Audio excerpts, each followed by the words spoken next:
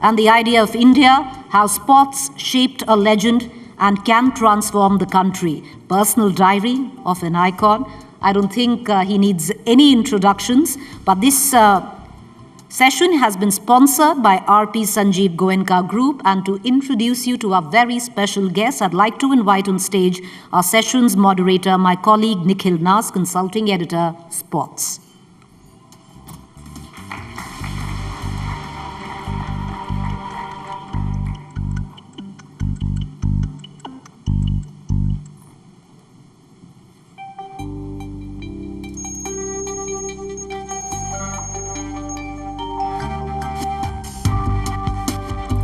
Come up on stage, Nikhil, right there.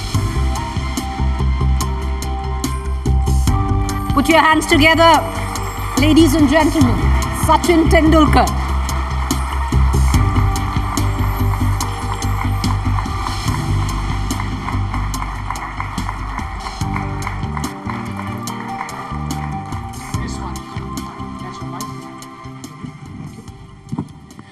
Very good afternoon now to all of you, and your reception here for Sachin Tendulkar was good, but the man who's here, he's not good, he's great.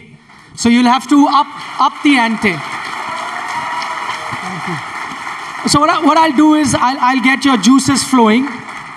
Just a few lines that I wrote about him, maybe that'll get your juices flowing and you'll bring the house down to just introduce him. Because, his career, sledging him was a tactic that bowlers regret.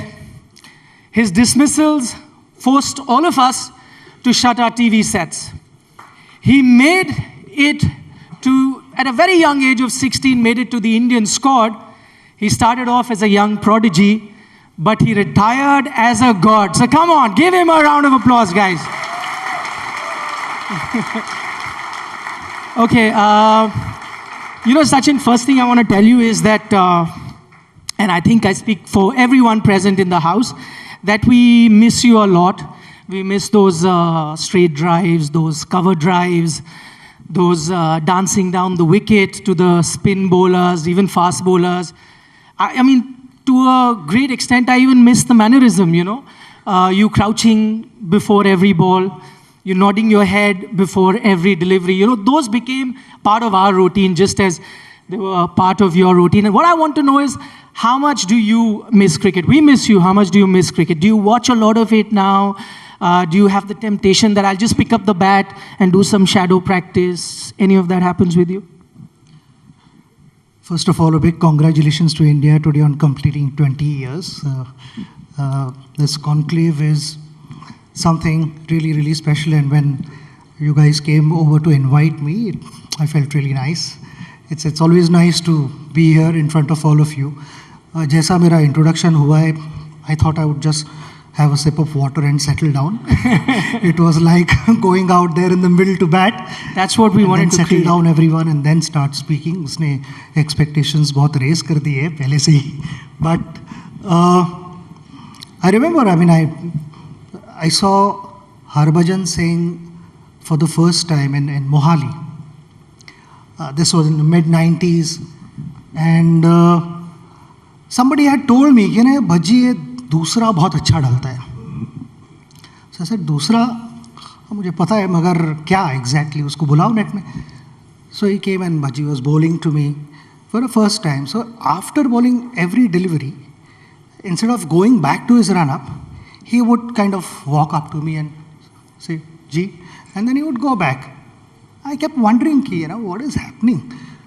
So after some time, Bhaji got in the team, and took him about a couple of years to open up with me and speak to me, joke around. Then he said, Bhaji, ek aapse baat karni hai.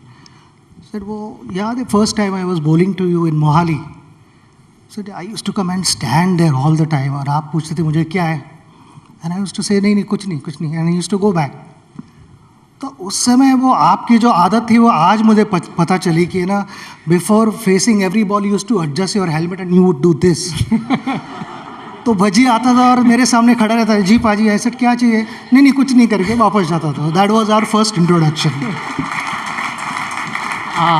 Your mannerisms, he took time. I picked it up pretty early. He took time to understand all of that, just as I mentioned right at the start.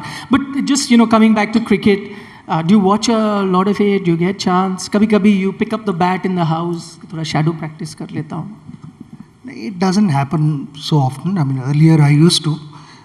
Even after I stopped playing, I used to a little bit go around and practice. Sometimes also with Mumbai Indians, I used to get the bowlers to bowl to me. But no, not really, not off late. Only when we played those couple of tournaments in the last 2 years, that is when I practice, because I believe whenever I have a cricket bat in my hand, it should be serious business. It should not be for fun. Yes, I mean, fun element, passion will always be there with me. But when you are representing India, then nothing should be taken for granted. And that's my formula. My coach, my family, my brother, everyone told me that whenever you have a bat in your hand, don't fool around. Yeah, and whenever you had bat in your hand, it was like you had a magic wand. You would do magic on the cricket field. So the audience present here, very special treat for them. You have no idea about it, because I thought you've seen him do a lot of magic on the cricket field. Today I'll get him to do some magic here, live, in front of all of you. See, the thing is that he's played 664 international games, 781 innings internationally. But there's a thing that people say about Sachin Tendulkar. He remembers every one of his dismissals. I could pick up any match out of those 781 international innings that he's played over a time of 24 years. And rumor has it that he remembers every dismissal. So what I thought today, I am going to test him. Let me see if that magic is true. I've got your few innings, and I made it tough for you. What I've done is, I've not taken the famous ones. If you ask Rahul, Vikrant, Shweta, all of us would know your famous innings and how you got out. What I've done is nondescript innings, not really the ones that would be there in public memory. So we'll see Sachin Tendulkar's magic on stage, live. This is for the very first time. You ready for it? Yeah, I mean, I don't trust rumors, so it's okay. Let's go for it.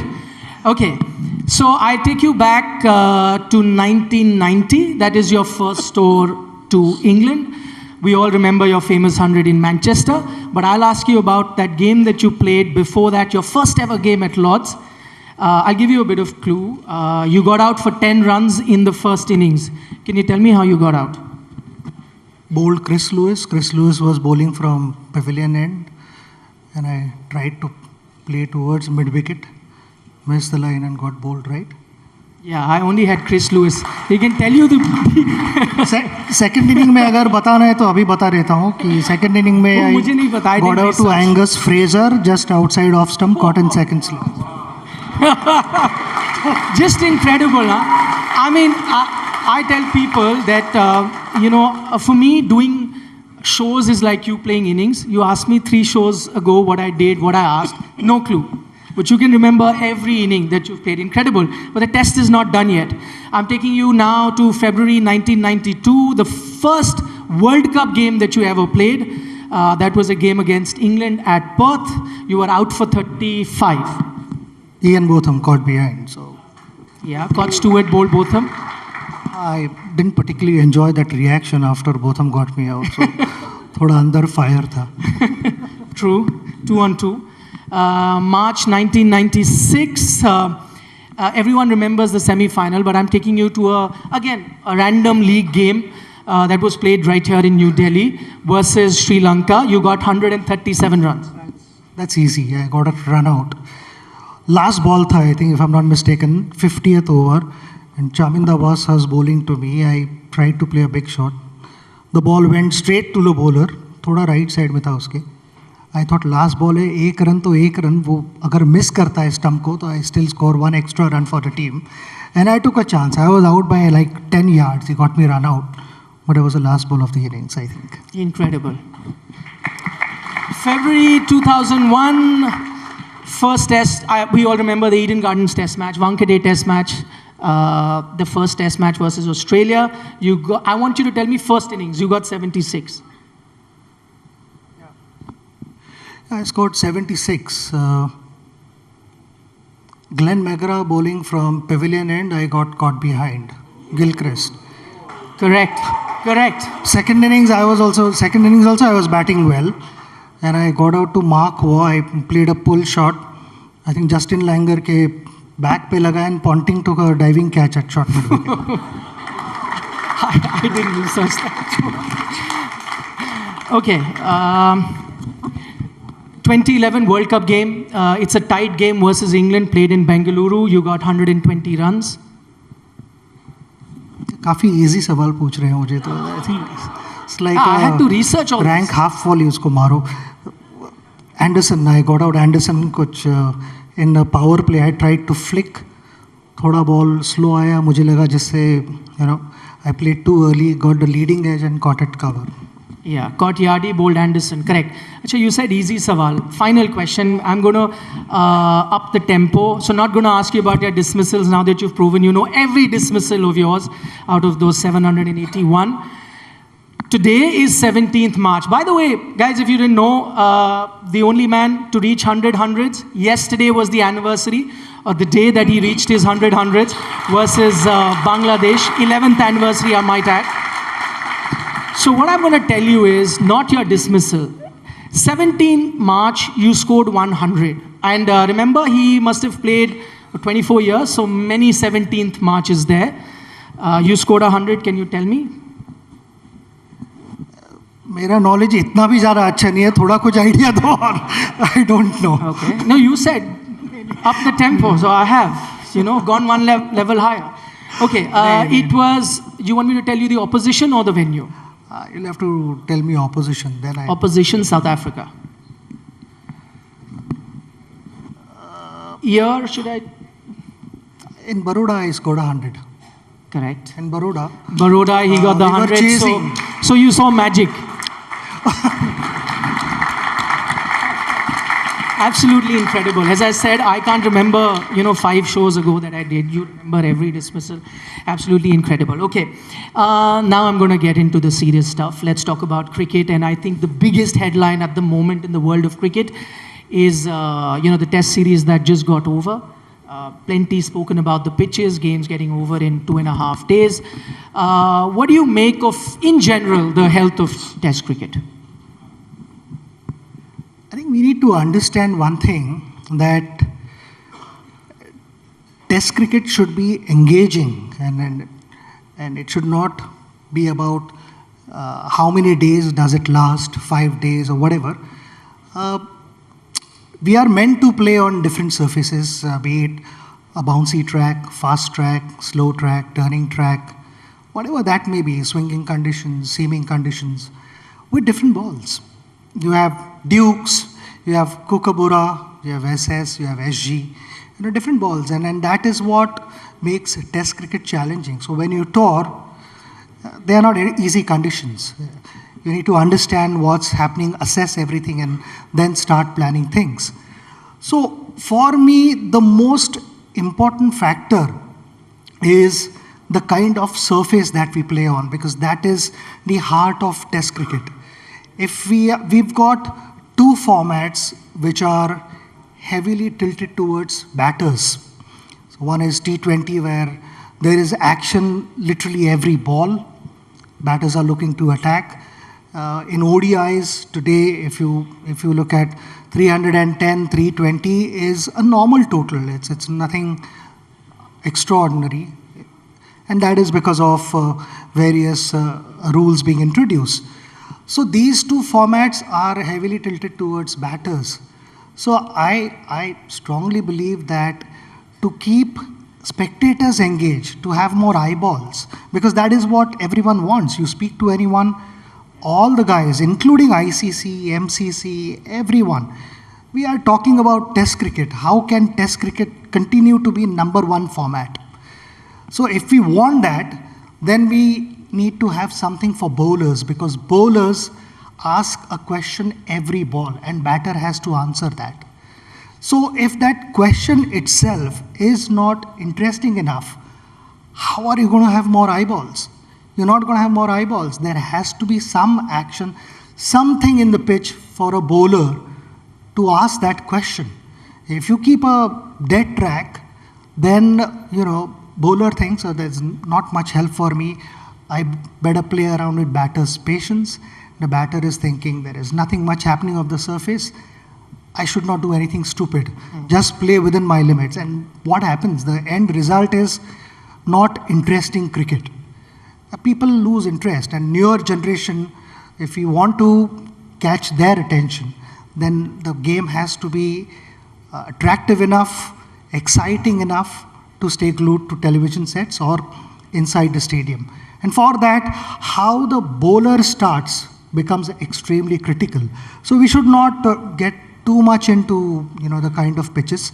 Yes, everyone wants the test match to go on for a longer period, but if it doesn't last to 5 days and cricket is interesting, cricket is exciting, that is what matters, and that is what is going to keep test cricket alive and continue to have test cricket at number one spot. Right. So do you feel that we are obsessed with the number of days that it's going till? That shouldn't be there. We should not be bothered too much about number of days. I feel it should be whether the match was exciting enough or not. Was it boring?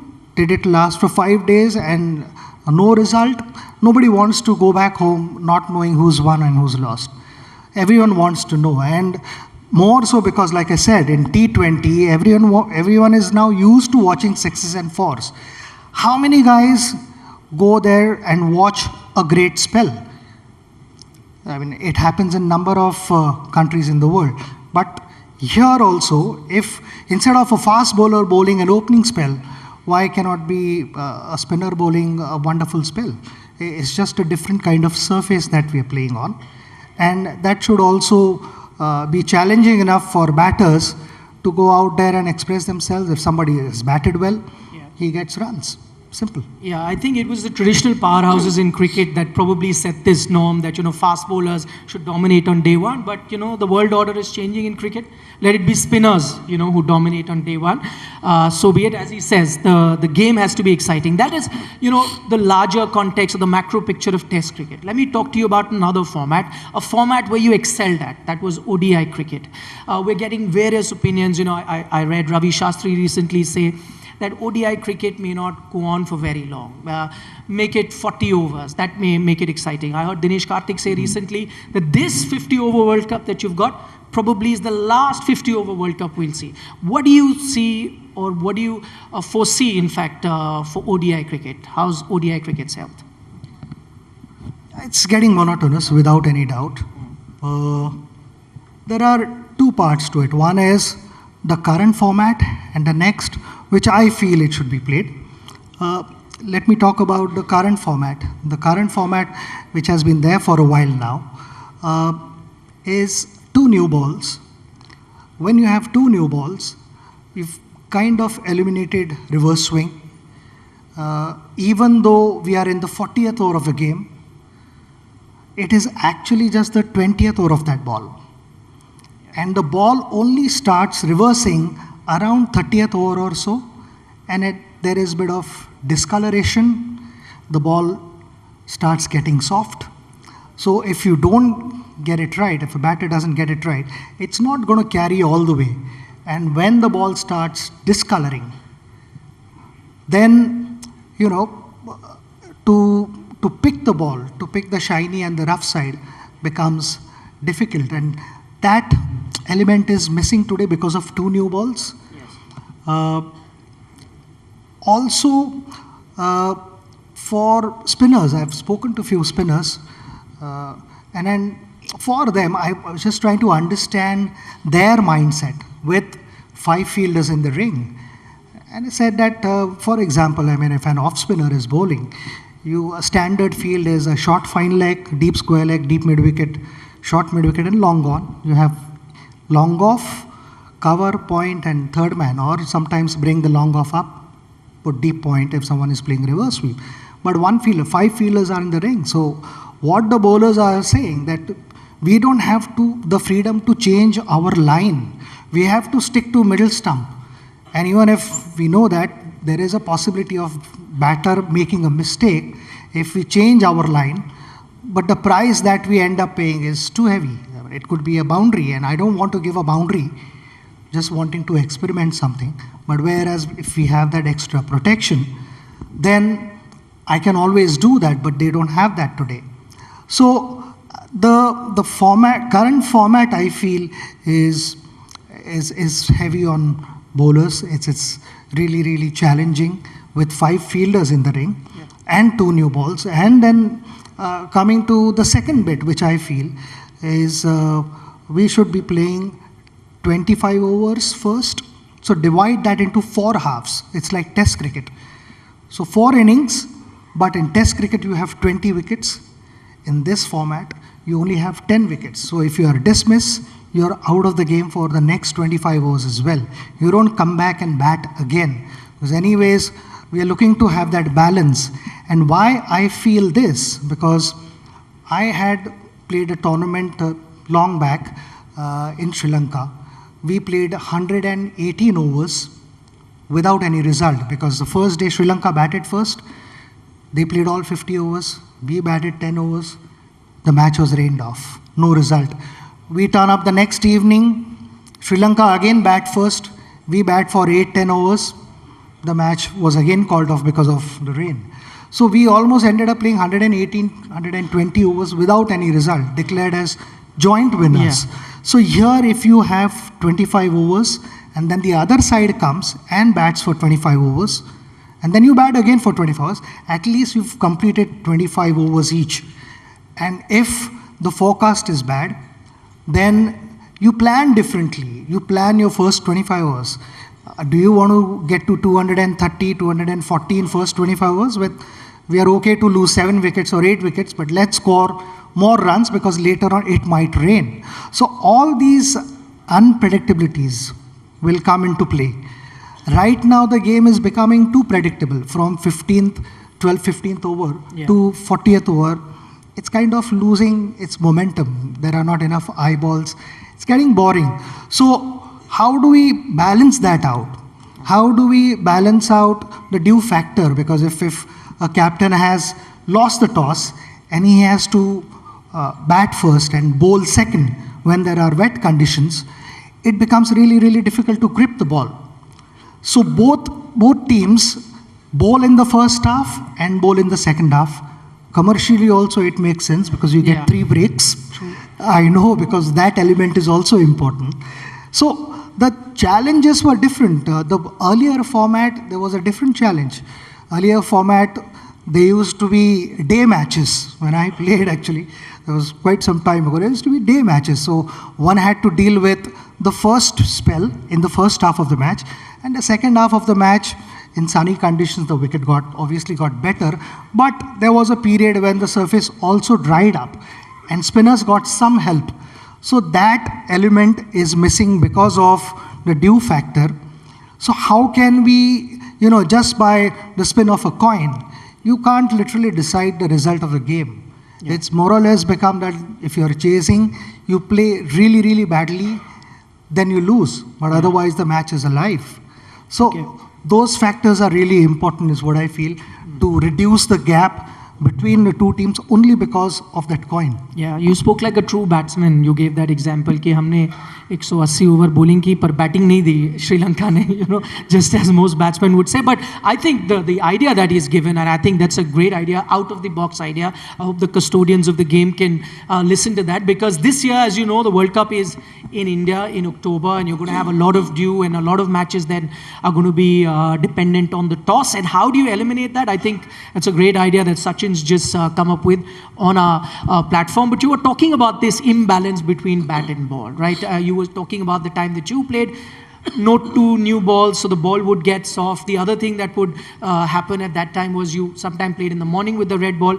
But what do you make of this other aspect which allowed bowlers some sort of control, which was using the saliva? It helped the ball. They could prepare the ball, and you're not using any artificial elements. You're using something which is natural, just as you use the sweat. That was taken away during the COVID time, but now they've made it permanent. What do you make of that? Well, I'm no medical expert, first of all, but I think it should be back without any doubt, because it's happened over 100 years. Guys have used saliva and nothing drastic has happened. Yes, couple of years in between were challenging for everyone, and rightly so that decision was taken. But now it's behind us, by not allowing guys to use saliva. I think it's something that should be considered. And if we are talking about unhygienic, then I've seen guys putting a ball under their armpit. Yes. Happens a lot. So that, what are they doing? They're applying sweat. Is that hygienic? No, I don't think so. It sounds a little awkward, but I think, application of saliva does two things. There are two types of reverse swing. I don't want to get too technical, but one is that you don't wet the ball much. You just wet little bit, and that's when most of the times you use saliva, especially when the ball is new. You only work on very small damaged areas and shine the ball. The texture of saliva is slightly different compared to your sweat. So you said you're no medical expert. Yeah, I mean, I'm no medical expert, so that was my first statement. So you continue to keep the ball light. It is shiny. One side gets scruffed up as the game progresses, and the shiny side, that imbalance in friction, the ball starts swinging. And the other way to swing the ball is you make one side heavy, and the other side continues to stay light. So we don't touch the other side of the ball at all. So it is always held in fingers, not in your palms. Only when you have to catch the ball, then you use the palm. But otherwise, when you're shining the ball or keeping one side wet, then you make sure that the other side stays completely dry. So that imbalance in the weight helps you swing the ball. So these kind of things are really, really important for a bowler. And it is, can you imagine, and tomorrow I go to a dressing room and I tell the batters, from now on, you cannot loft the ball. You have to play only along the ground. So it is as bad as that for bowlers. And I haven't played in these conditions. Yes, we played a couple of series, but not at that level.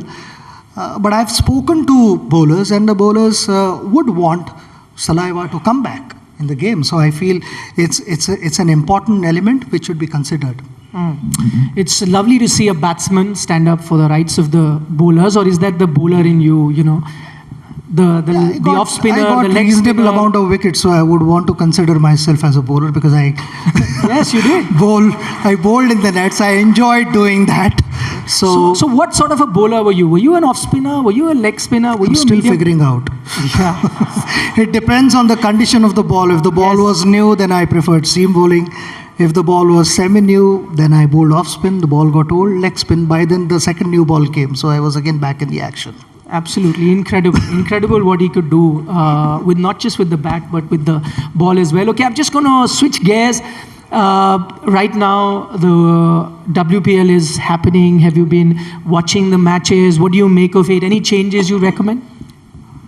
Fantastic. First of all, a big congratulations to BCCI because this is a great initiative. And like I said, I mean, first innings was played well by BCCI. Now, second innings, we all have to support. We all have to support women cricketers. I think they are doing a magnificent job.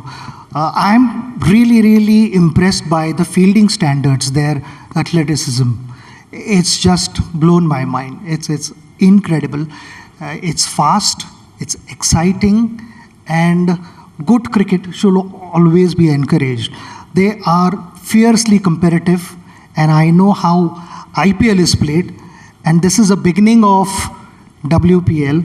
I feel every day starts with some expectation, and when you go back home, you've had some experience.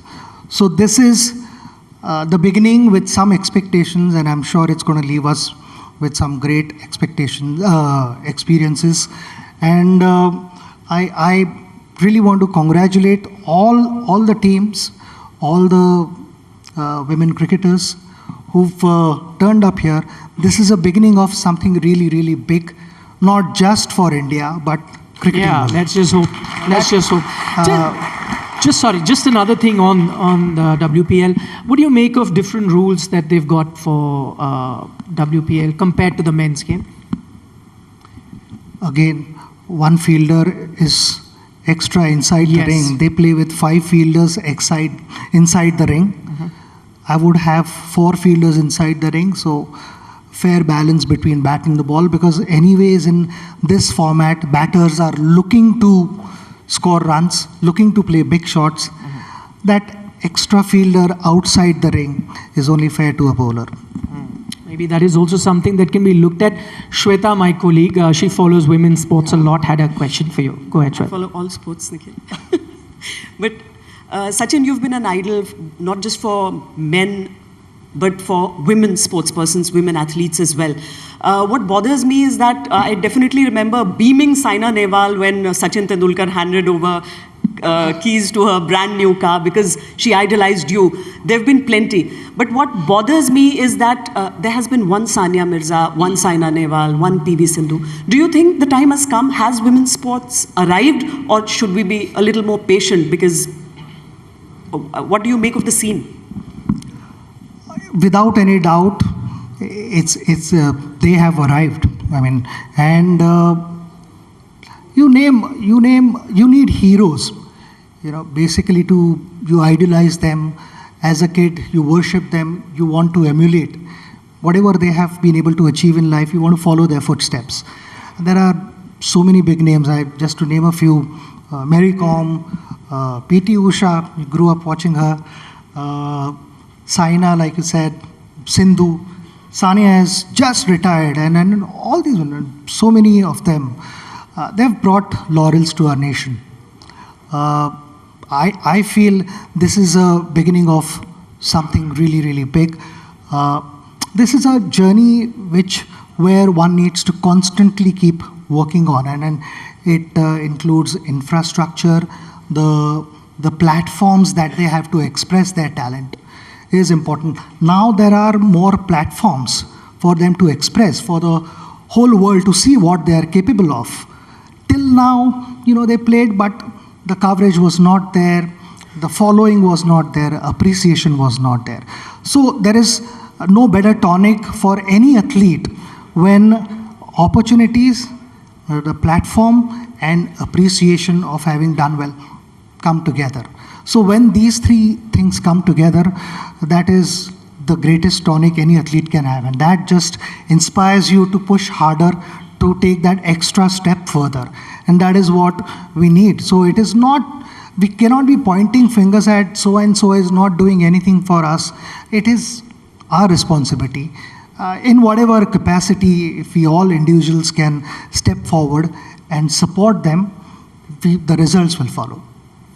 Okay, I'm going to bring you back to cricket because there's another thing that I wanted your opinion on, DRS. Now that wasn't there when you were playing.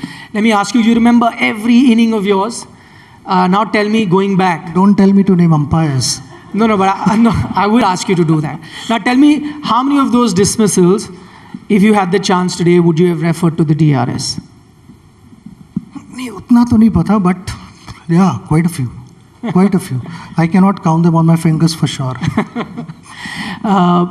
Has it changed the game? Sachin Tendulkar sitting here, 100 hundreds, plenty of runs. But imagine if you had the benefit of DRS. What do you make of the use of technology? And do you ever wonder, I wish I had it during my playing days?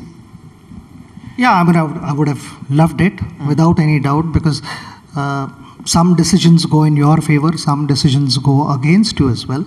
So I would have loved it, but I'm still not clear in my head.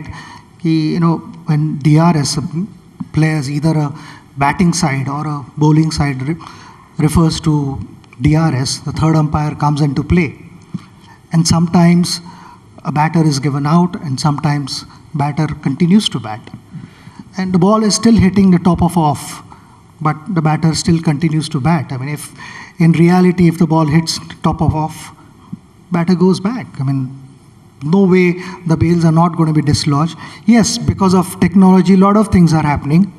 The bails are heavier, And I just recently I saw a video where the bail was kind of dislodged. The lights also came on. Yeah, but it didn't. Players almost celebrated and the bail went back again. Yes. So all these things are happening because of technology. But we are only pointing fingers at technology, that technology is not foolproof. So are humans. I mean, before DRS, there were blatant mistakes made. And because of those blatant mistakes, the matches were either lost or won because of some third person deciding your fate. So I completely disagree with the current format. To me, I'm very clear, if the ball is hitting the stump, it's out.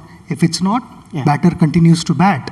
So the umpire's call. Somebody is unhappy with the on-field umpire's decision.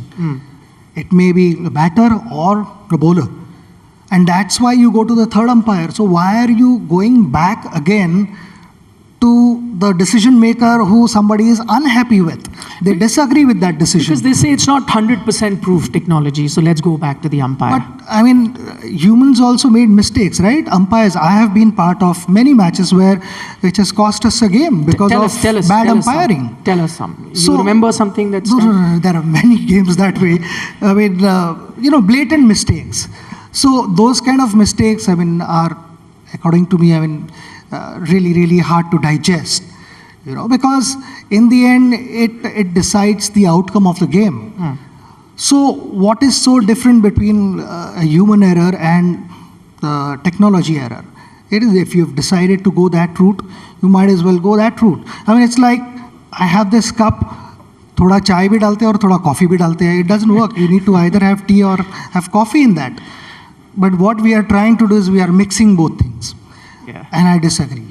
Okay, we're running out of time. My dear friend and colleague Vikrant, he'll kill me if I don't allow him to ask a question. Go ahead. Sachin, 20 years of the India Today Conclave and 20 years to that 2003 World Cup final between India and Australia. And maybe that's when the journey began for Indian cricket. So we just won the Border Gavaskar Trophy. We made it to the World Test Championship final, June. Could this be India's first ICC title in 10 years? Yeah, I think we've played well, and we have a good team. We have a balanced team.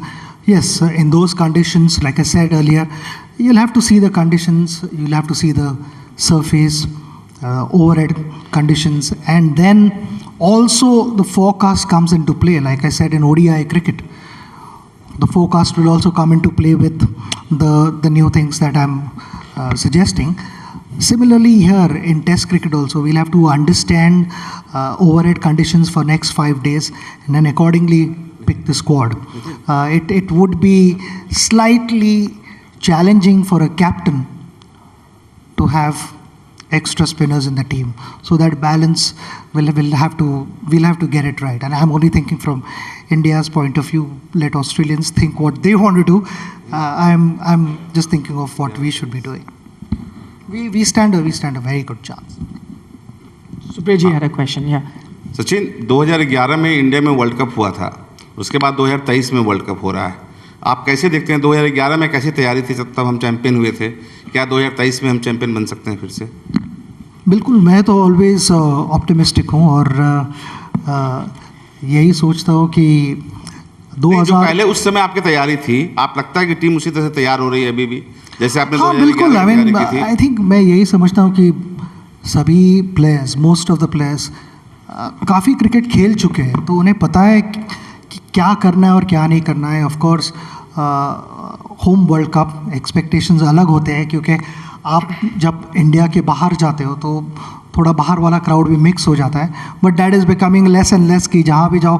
मुझे England में कुछ समय पहले लोग कह रहे थे कि अरे लग ही नहीं रहा है कि हम इंग्लैंड में हैं, और ये इंग्लिश लोग कह रहे थे मुझे ये लग रहा है कि हम इंडिया में. I am glad, feel at home, don't worry. तो ये एक अलग एक्सपीरियंस होता है when the crowd gets behind you. उनका support is priceless, it's matchless, and that is what the team wants. Preparation तो हर प्लेयर करेगा विदाउट एनी डाउट. सिर्फ फिज़िकल प्रेपरेशन नहीं, मगर मेंटल प्रेपरेशन भी उसके लिए ज़रूरी होता है, क्योंकि आप जो सोचते हो उसे एक्शन फॉलो करते. So if you are thinking right, then it's seen that positive energy, that fluidity in your body, जो एक smooth movements होते हैं और कभी कभी restricted movements होते हैं. तो that is seen because some days you are thinking right, some days you are not, and it's human to go that way. मगर वो दिखाई देते हैं. So I'm just wishing our team all the very best. I'm very hopeful. एक बात और है सचिन कि लास्ट 2 BCCI प्रेसिडेंट्स जो हैं क्रिकेटर बने हैं, अच्छी बात है. पहले सौरभ गांगुली बने, फिर रोजर बिन्नी बने हैं अभी. क्या आप कभी BCCI में आएंगे या कभी आपको हम लोग ऐसा किसी रोल में देख सकते हैं? मैंने इतनी ज़्यादा फास्ट बॉलिंग नहीं की because Sourav still considered himself as a fast bowler. मुझे याद है जब सौरव ने टोरंटो में विकेट निकाले थे तो सौरव मुझे ऑलमोस्ट कहने लगे यार मैं थोड़ा और दम लगाऊंगा तो 140 तक जा सकता हूँ. बोला दादा तो जा सकता है. उसने 2 दिन प्रैक्टिस की और पीठ पकड़ी उसकी and then after that he is never spoken about 140. मैं 140 नहीं डाल सकता हूँ. Okay, we are completely done on time, but before we go, another treat for everyone who's here. We've got a few images of yours. These are rare, unseen. A lot of these images of Sachin Tendulkar, probably they'll come in as a surprise to him as well. I want you to react on those. Quick ones, can we have those, please? This one, tell us what is happening here. I had to really dig the archives. ये तो अंदाज अपना अपना की movie का मुहूर्त है.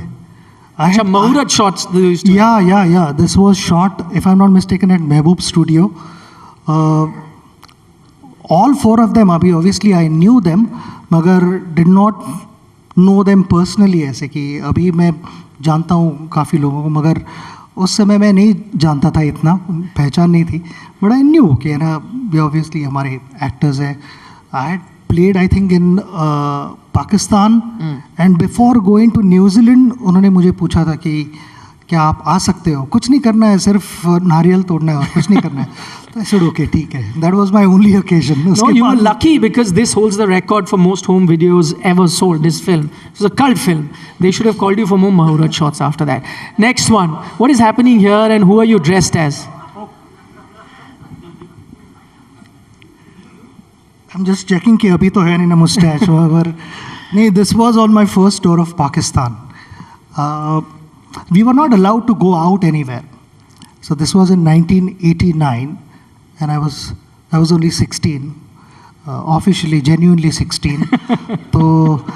तो उस समय media and the team, we were staying in the same hotel. And we thought, why not get together? It was my first tour.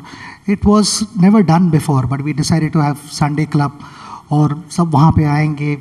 We'll just have, good food, enjoy each other's company, mix around, because we were not allowed to go out anywhere.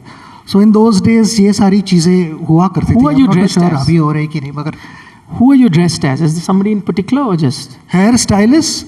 ओह, मेरी तो नहीं, गब्बर सिंह तो यही थी कि कोई option तभी उस समय कुछ हेयर स्टाइल वगैरह नहीं थी. आज I know there is lot of attention paid to कैसे लुक से और क्या है. I did not think of that much. Next one, talking about hairstyles. See that? That is a young Sachin. We remember the one holding the bat, but this is a rare picture of his. Yeah, I'm a 4-year-old Sachin here. मुझे actually school में और जहाँ जाता था मुझे teachers वगैरह भी साईं बाबा कहते थे क्योंकि मैं hair style was like this. मगर I was extremely a naughty kid. यहाँ दिख रहा है कि ना सीसॉ पे हूँ मैं और स्लाइड पे हूँ और काफ़ी ऊंची थी ये slide, but I was kind of fearless. I mean, I always wanted to do all these things, always up to mischiefs, and my parents, I don't know how they stayed patient with me for so long. That mischief is the one that made you a cricketer because you were sent to a cricket academy. So good on that. Next one. This is you playing the tabla. I know you're a big Kishore Kumar fan, a Zakir Hussain fan too. Yes, they're great artist. I mean, Yeah. Zakir Bhai, obviously, I mean, I've had the honor of meeting him, spending time with him. We had a meal together. I've been a huge fan of Kishore Kumar as well. But ये हमारा ऐसे ही हम experiment कर रहे थे. This was somewhere in the 90s. ऐसा दिखाई दे रहा है तो ये शायद कलकत्ता हो सकता है. Okay. And Sanjay loved singing. तो मैंने कहा कि चलो मैं कंपनी देता हूँ, तो I can not play tabla. मैंने कहा कि जो भी तबला बजाए ठीक है, थोड़ा बहुत हम कर सकते हैं. एंड संजय डजंट माइंड कि बैकग्राउंड म्यूजिक क्या चल रहा है, वो उसका काम करता है. Okay, the penultimate one. Third one is Praveen Amre. That's Praveen Amre, yes. Third one is Praveen Amre. So I think this was Praveen's first India series. We played he debuted India. in South Africa. So he played in South Africa, Yes. and after that we came to India and played against England. Okay, penultimate one. Do you recognize, I don't know how many of you recognize the gentleman sitting to his right? That's correct. उसके कपड़ों का क्या हुआ है? Was he like shooting? No, I didn't know. I mean, I was shooting a commercial. He came and said that, can I click a picture with you? So he I came said, as a of course, fan. why not? As a fan, not as but an I met him after that. He's a wonderful guy, and I loved his work.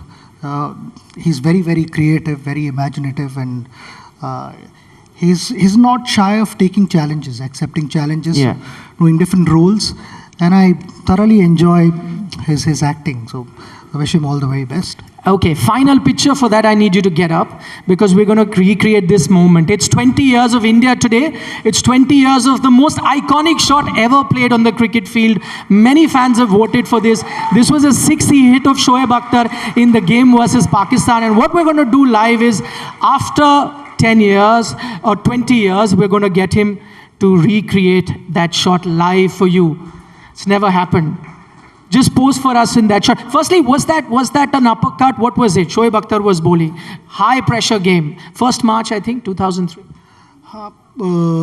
Yeah, I know. और उसके पहले बहुत sleepless nights हो चुके थे, क्योंकि India-Pakistan game is always a big game. लोगों ने almost, when they got to know close to maybe 10 months और 1 साल पहले ही बात करनी शुरू की थी, बाकी के गेम्स का जो भी हो जाए ठीक है, ये गेम जीतना है. तो I said what do you mean? नहीं ये गेम जीत के आओ. तो उस तरह का प्रेशर था, एक्सपेक्टेशंस थे. वो ज़्यादा तेज़ नहीं है, ऐसे ही 150 पे डाल रहा था. अगर गलत टाइम पे आप ब्लिंक कर जाओ तो बॉल निकल जाता था. मगर these kind of shots are not planned. अगर आपको दिख जाता है ball, and if you have time to play, then you go for it, and that is exactly what happened. कि मैंने देखा कि बॉल थोड़ा सा ऑफ स्टंप के बाहर है. I'm going to get away because the camera people don't want me. And short है, तो basically I'm going to just show you why it's hard to replicate. But saw the ball, hit the length. First I thought, shall I let it go? And I thought, maybe बाहर है, I can do it. So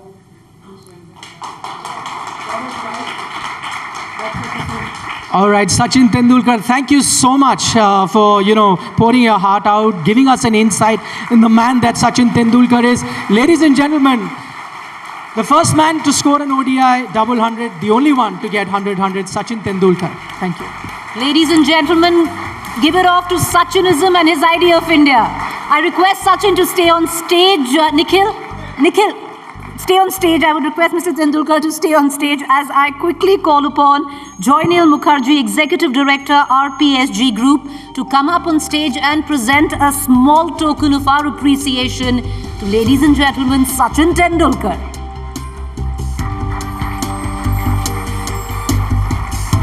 Our session sponsor, RP Sanjeev Goenka Group. Can I say a big thank you to the team that got the backdrop as well? Incredible. You know what Naveen and Nilanjan and Bandeep have been able to do. Sachin himself was very impressed. So big thank you for that. Thank you, Mr. Tendulkar. Ladies and gentlemen, for those of you who might not be very interested in our next session, though I doubt if you won't be, there is also a breakaway session which we are holding in the Roshanara halls of BMW, by BMW, on sustainable mobility, new ways forward.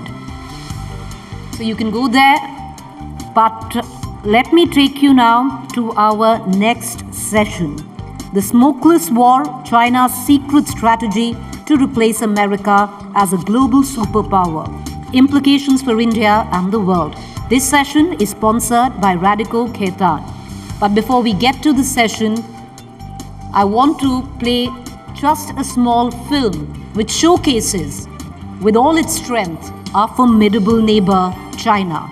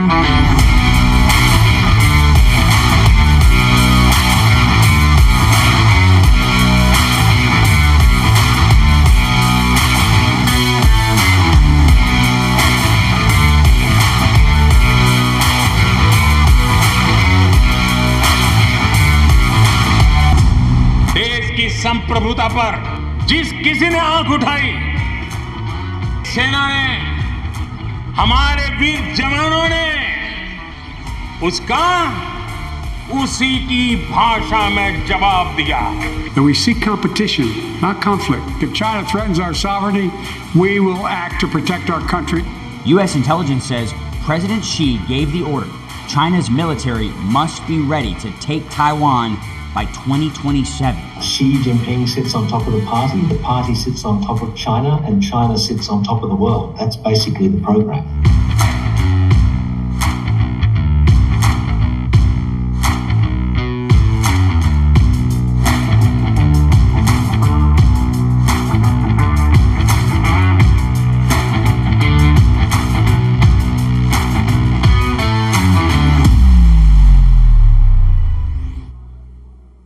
That's a small glimpse of the emerging superpower China, its implications for India and the world. The smokeless war, taking it from here, I'd like to introduce our session's moderator, who's going to take you through with the session and introduce the guest speaker. Let me invite on stage Rahul Kanwal, News Director, TVTN, and Managing Editor, Special Online Projects, and Executive Director, Business Today on stage.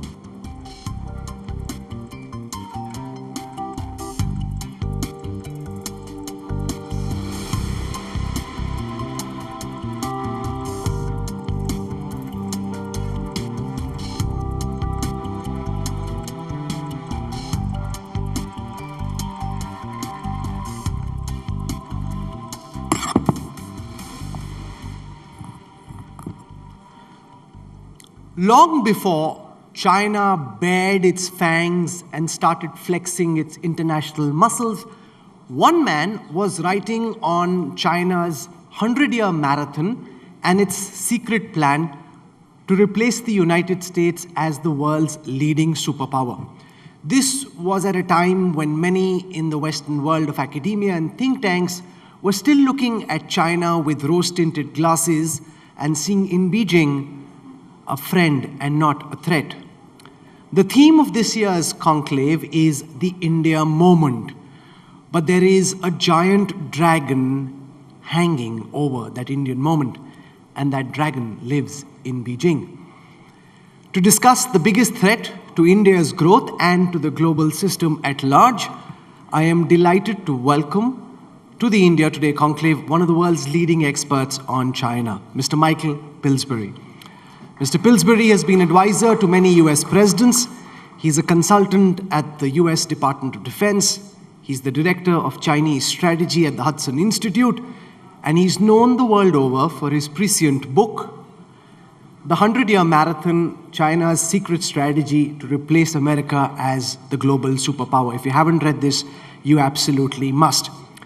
Joining Mr. Pillsbury, for an Indian perspective, we have Manoj Kevalramani. Manoj is the chairperson of the Indo-Pacific Research Program and a China Studies Fellow at the Takshashila Institute, a public policy center. So welcome, and let's now talk about the biggest threat to the India moment. And can I get Mr. Pillsbury to look back at this book which came out in 2015? A lot of what America now takes as given, you've already written about way back. You talk about China replacing the United States as the world's #1 power by 2049. Are you still on track for that timeline? Is the timeline being advanced into the future? Has it been brought forward? Mr. Pillsbury, let's start from there. Thank you. I think the Chinese are ahead of schedule. I underestimated how fast they would surpass America in various indicators.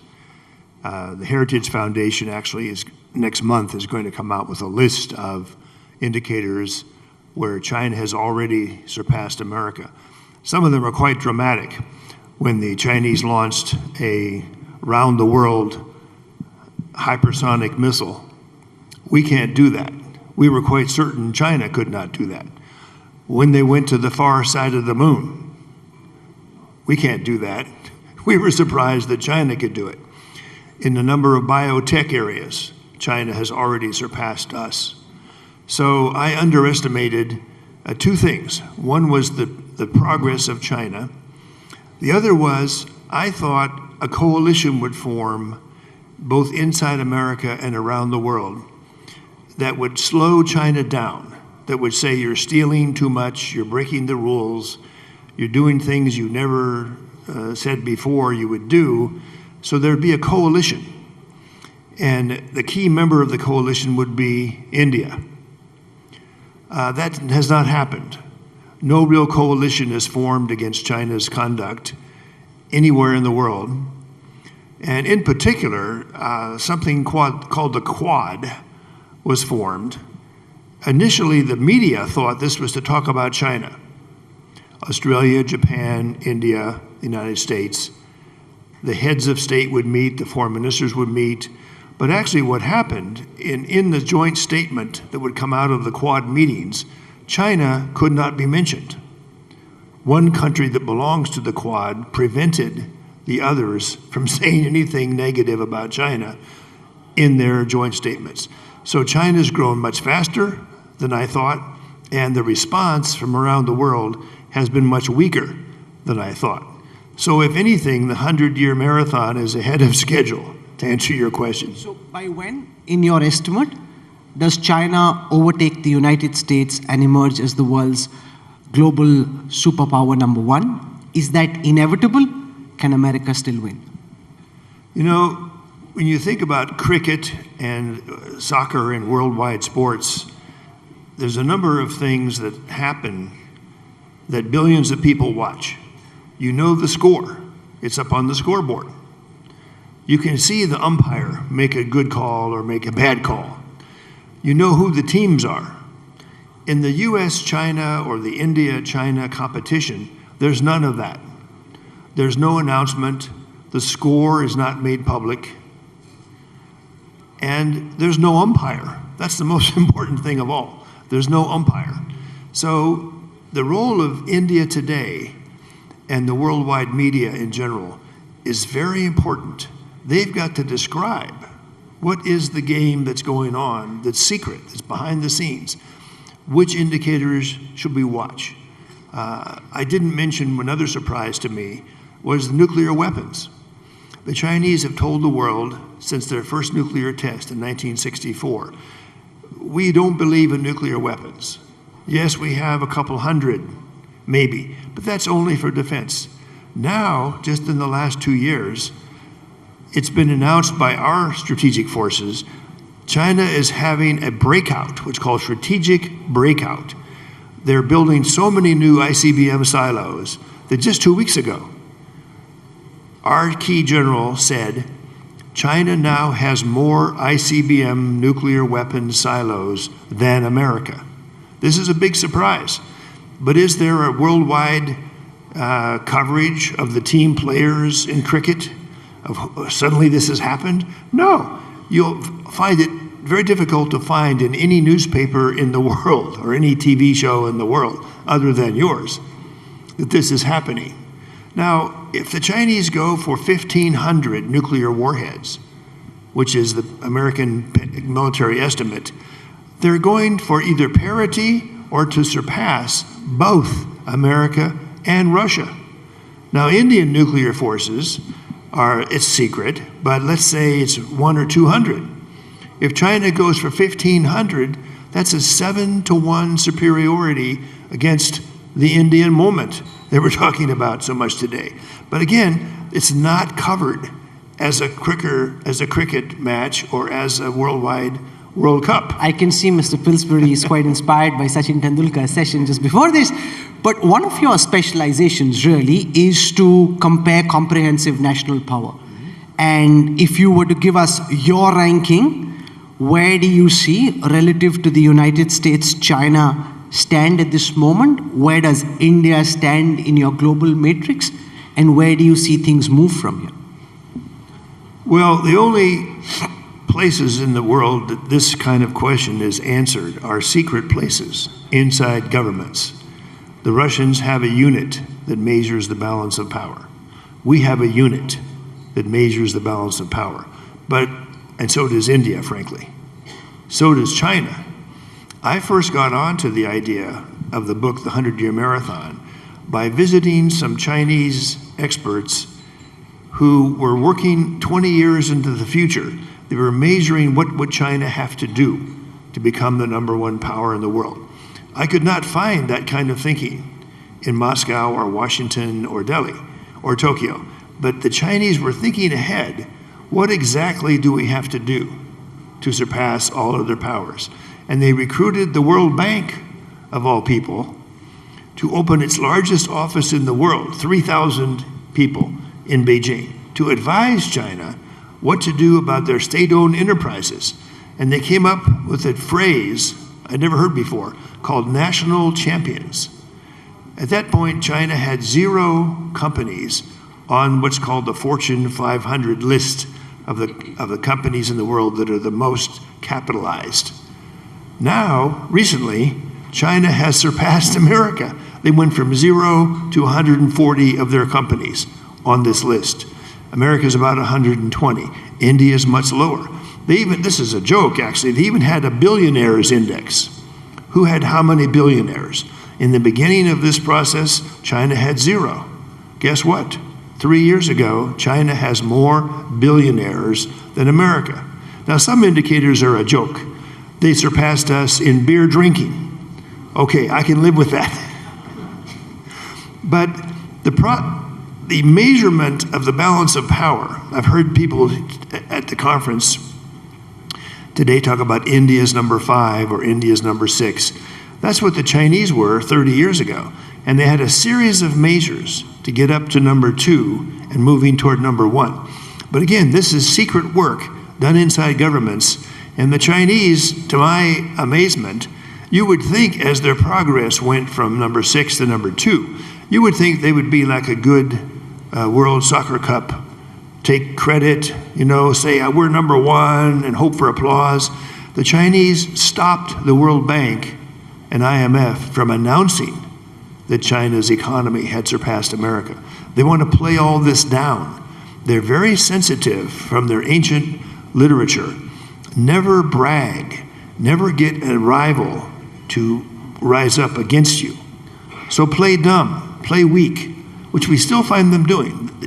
Some of the scenes that showed the PLA marching, this is not what they prefer to present to the world.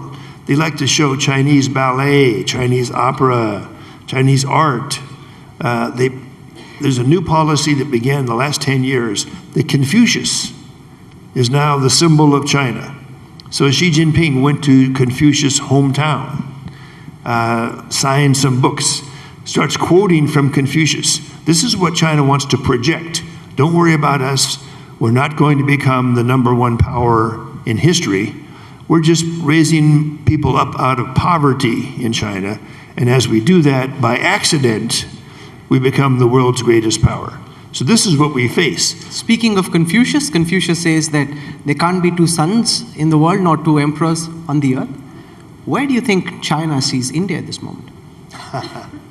Actually, I know quite a bit about that because I used to raise the question of India with the Chinese. a lot of Americans thought over the last 50 or 60 years, there would be kind of a horse race with China and India, the two horses. And everybody thought India will surpass China. Democracy, speaks English, rule of law, the Communist Party quite weak. So there was no contest. But then it turned out the opposite. China pulled way ahead of India in almost every indicator. So why did this happen? It looks like the American decision to invest heavily in China and to sell or give all American scientific discoveries to China, which we do by an agreement. Same thing with technology. We, the United States government, favored China over India for the last 40 years. And you'll find this discussed both in Dr. Jaishankar's book, The India Way, and the former Foreign Secretary Saran's book, How India Sees the World. The Indian government knew this. They knew that America was blocking the transfer to India of high technology since 1974 for various reasons. So even though we thought the Indian horse would win the race, in fact what happened is we helped the Chinese horse, which ultimately ends up 4 or 5 times larger and more technologically advanced than India. Now this has begun to change, but it's still not totally changed. Our trade with India still is not as high as with China. We're increasing our investment in China. Even after all the Xi Jinping aggressive moves, American investment in China is increasing. So the India moment is important, but there's also a China moment coming, which I believe they want to keep secret and play down. That they're so powerful now, they don't want a coalition formed against them. Manoj, Michael Pillsbury's suggestion is that instead of waiting till 2049, China could emerge as the world's #1 superpower much before that, in the early 30s, which isn't too many years away from, just about 10 years away from now. He also thinks that China will inevitably win the battle to be the world's #1 superpower. Do you share that assessment? Or are you more skeptical? Yeah, I think you can color me skeptical on that. Look, the best laid plans often end up facing reality, and I think China is in its early days of trying to emerge as a global power. You can compare different metrics of China's relationship and its comparative strength with regard to the United States, and it's quite strange, me as an Indian, saying that there is a stark disparity even today between the national comprehensive national power between China and the United States. If you just look at military power projection, Beijing's ability to project power beyond its near seas is extremely limited. In the Indian Ocean, it's extremely limited. Its ability to negotiate deals between countries is extremely limited. And I say that keeping in mind the fact that we've just seen some sort of an agreement between Iran and Saudi Arabia, which China swooped in at the last minute to try and broker. But is that really a peace deal? No, it's an agreement to talk, as opposed to necessarily trying to start a new era in the Middle East. Well, it's more than what the United States has been able to do. And Indeed. Speaking of military power, Indeed. If you read Michael Pillsbury's book, he writes about the assassin's mace. The assassin's mace is essentially the use of asymmetric weaponry to take on the enemy. You're not fighting conventional weapon systems with conventional weapon systems. Michael talks about the assassin's mace. And they've got more than an adequate mace to be a very deadly assassin. Yeah, no, absolutely. I'm not, by no means am I trying to say that China does not have significant comprehensive national power. But I think if you're still going to compare China with the United States, there's significant daylight between them. Has that gap shrunk over the last 30 years? Obviously it has. And that is a matter of concern. I also sort of disagree with the fact that Beijing is trying to downplay its intentions. In fact, it's quite obvious that it's actually talking quite much more publicly about its intentions. If you listen to what Xi Jinping is saying, he's no longer downplaying what he believes he wants the world order to be like. If you look at what their projections for their own desires in terms of the global governance architecture that they want, his initiative on global development, Belt and Road, Global Security Initiative, and now the Global Civilization Initiative. All of those talk about a world that he wants to create. So I don't think he's downplaying that. I think he's learned lessons from the Made in China 2025 fiasco, which led to the response in the United States and the Trump administration on trade, because that sort of really crystallized the nature of the economic threat that China presented. But I don't think he's downplaying it. I think he's being quite clear about what he wants to do. But I don't think he today has the capability to achieve those goals of dominance. And I think there's some of that we need to measure some of that, and it needs to be a little bit more measured in our understanding of what China maybe desires to do and what it can do. I'd love to have $1 billion in my account. It's not there. So I think we need to keep that gap between intent and capability in mind, and that allows us to then respond in kind to try and shape the kind of behavior that we want from China. You know, for those of you who haven't followed Michael Pillsbury's work, I just want to take you through the 9 key principles he lays out from the warring states era, which lie at the heart of his work and which give you a sense of how he thinks China operates, and as a fact it does. So the first is induce complacency to avoid alerting your opponent. For many years, Beijing did that. Manipulate your opponent's advisors. Be patient for decades to achieve victory. Steal your opponent's ideas and technology for strategic purposes. Military might is not critical for winning a long-term war.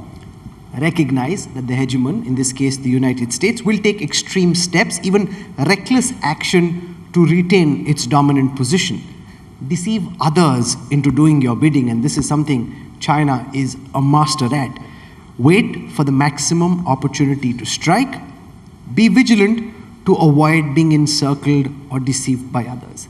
And one of the mistakes in Chinese history that the warring states made is that the challenger oftentimes struck before its time had come, made the incumbent alert, and then helping the incumbent quash the challenger before the challenger could become the new superpower.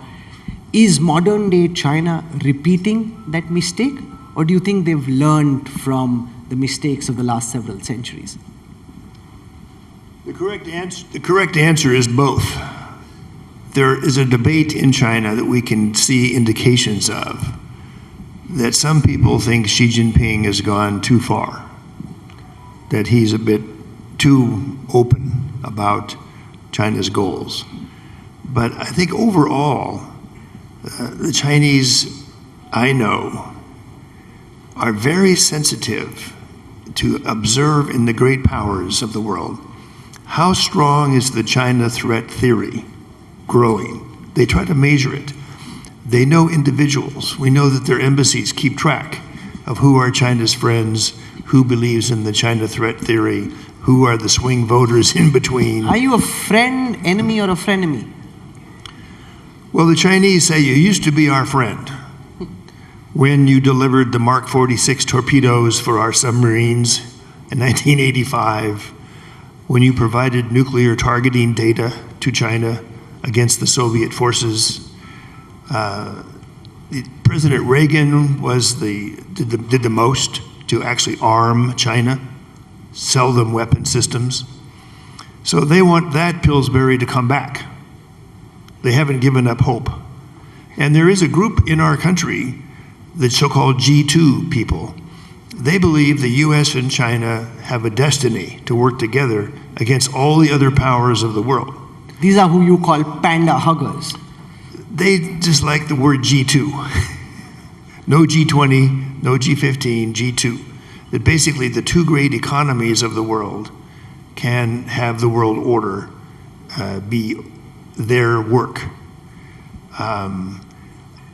China encourages that way of thinking. One time they proposed to Obama, they proposed again to Trump, something called the new model of great power relations. And at first, it sounded very good.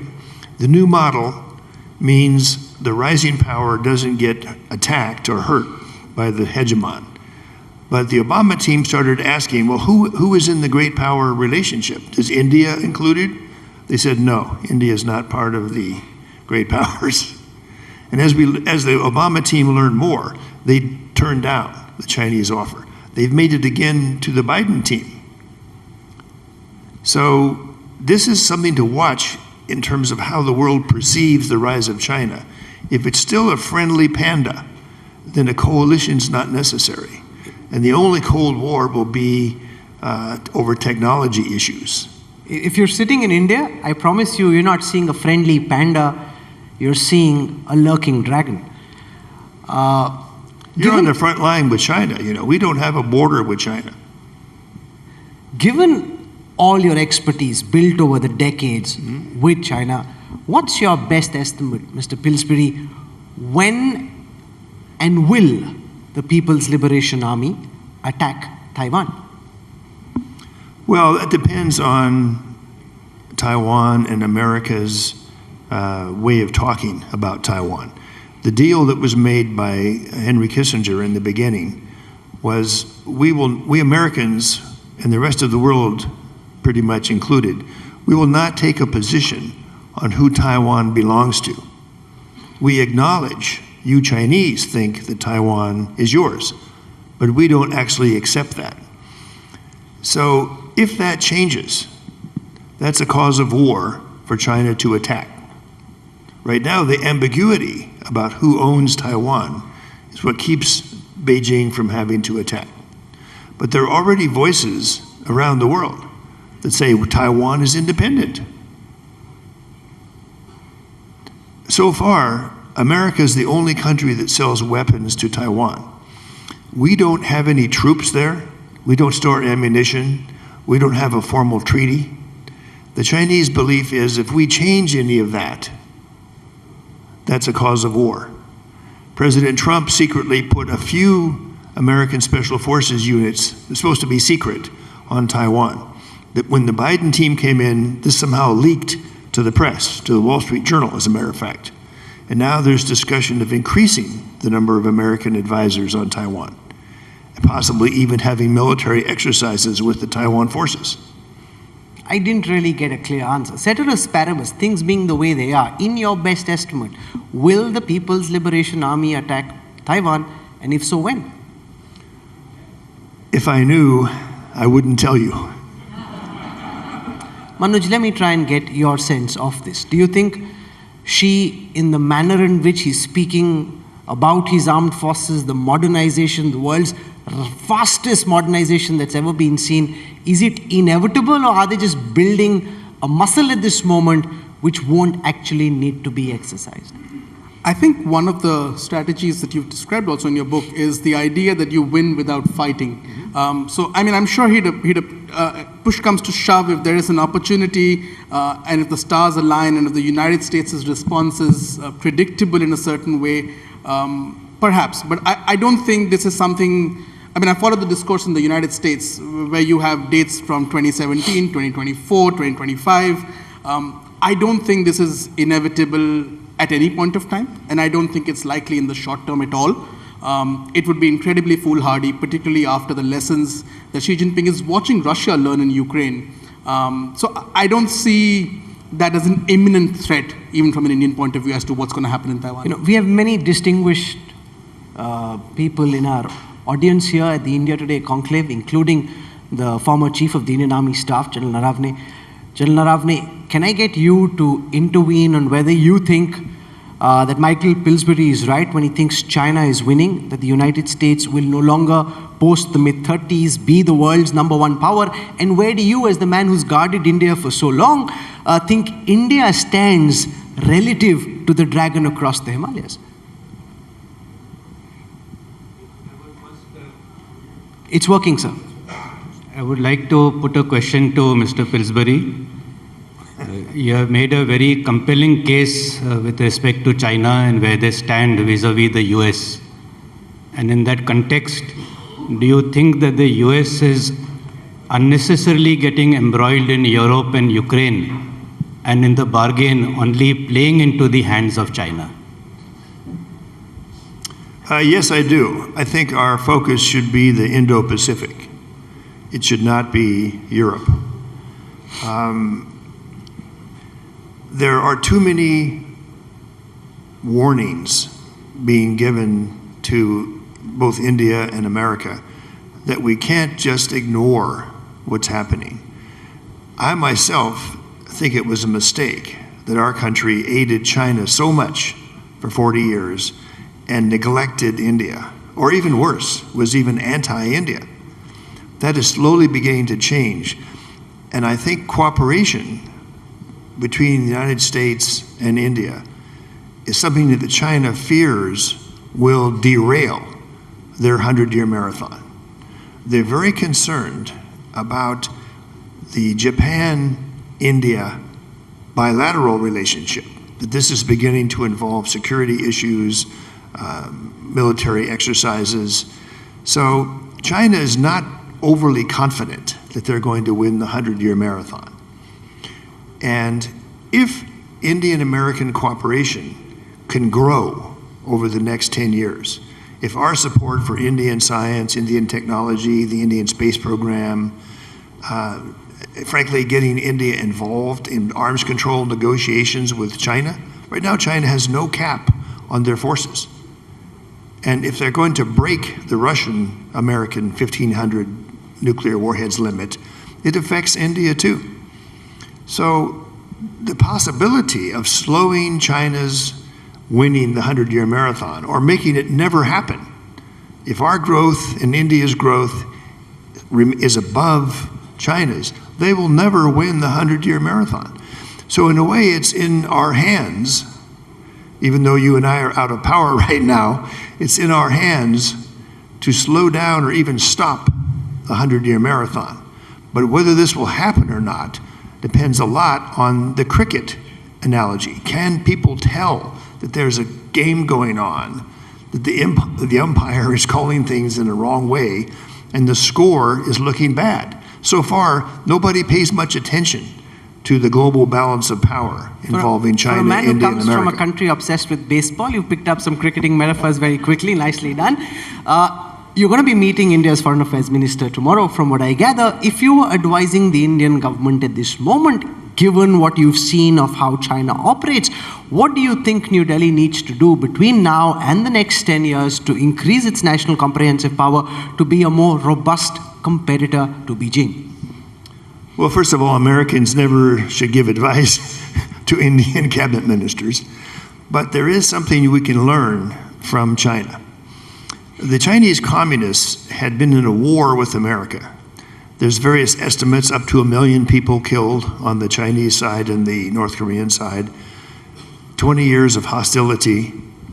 But when the Chinese decided about the 100-year marathon, which is roughly 1978, 1979, they were ruthless for the next 30 years in bringing foreign investment into China. They hated the foreigners before this.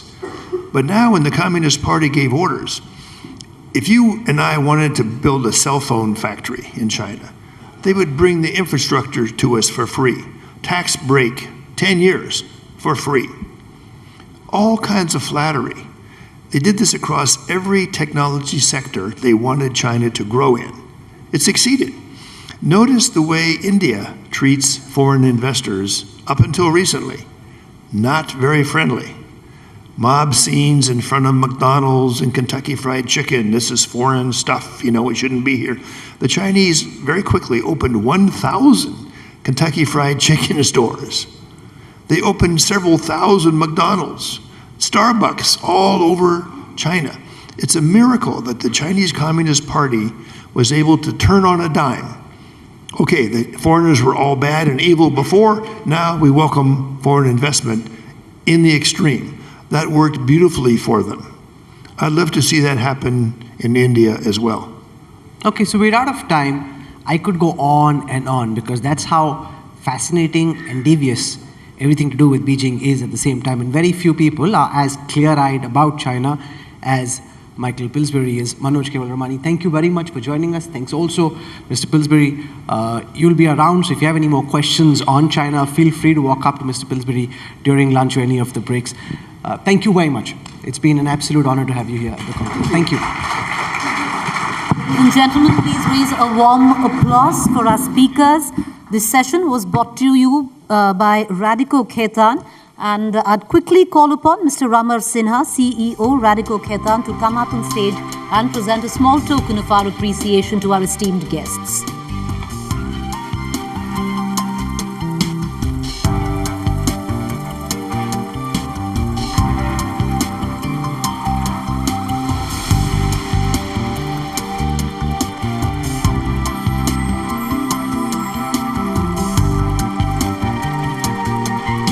Once again, ladies and gentlemen, please raise a warm applause for our panelists.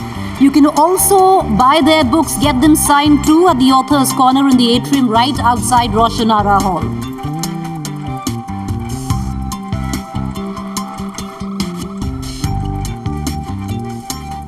Thank you, Mr. Pillsbury. Thank you, Mr. Keval Ramani. Thank you, Rahul.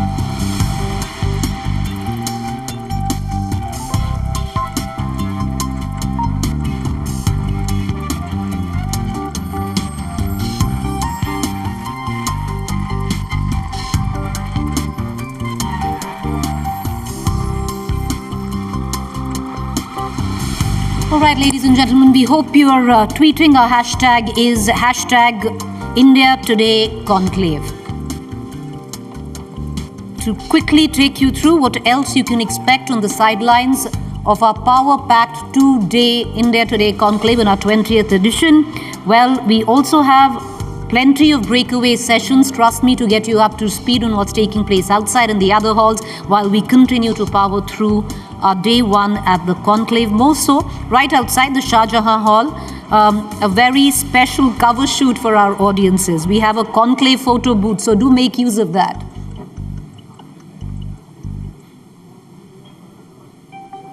Do post that picture with the hashtag India Today Conclave.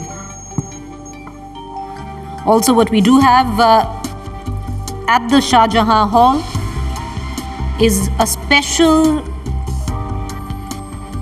exhibition by India Today AI, where we've taken some of our best covers over the years and we've had AI reimagine it. Quite spectacular. You might want to go and check those out. Let me take you through our next session. Electric Dreams, the little chip in a giant ambition, the tough journey to Atma Nirbharta. This session is brought to you by National Internet Exchange of India. To get your own free .in domain and personalized email, please visit the Nixie desk at the Shah Jahan Hall.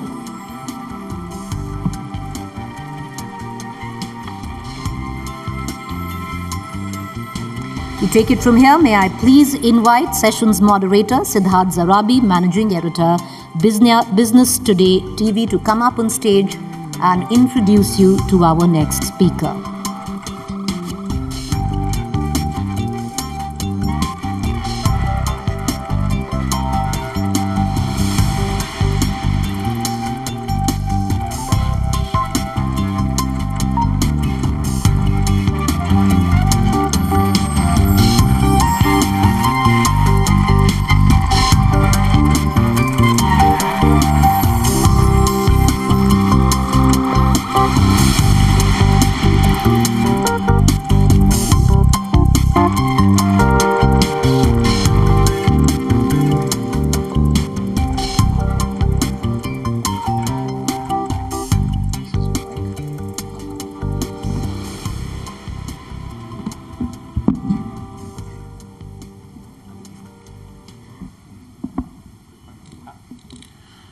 Good afternoon and a very warm welcome to all of you here with me.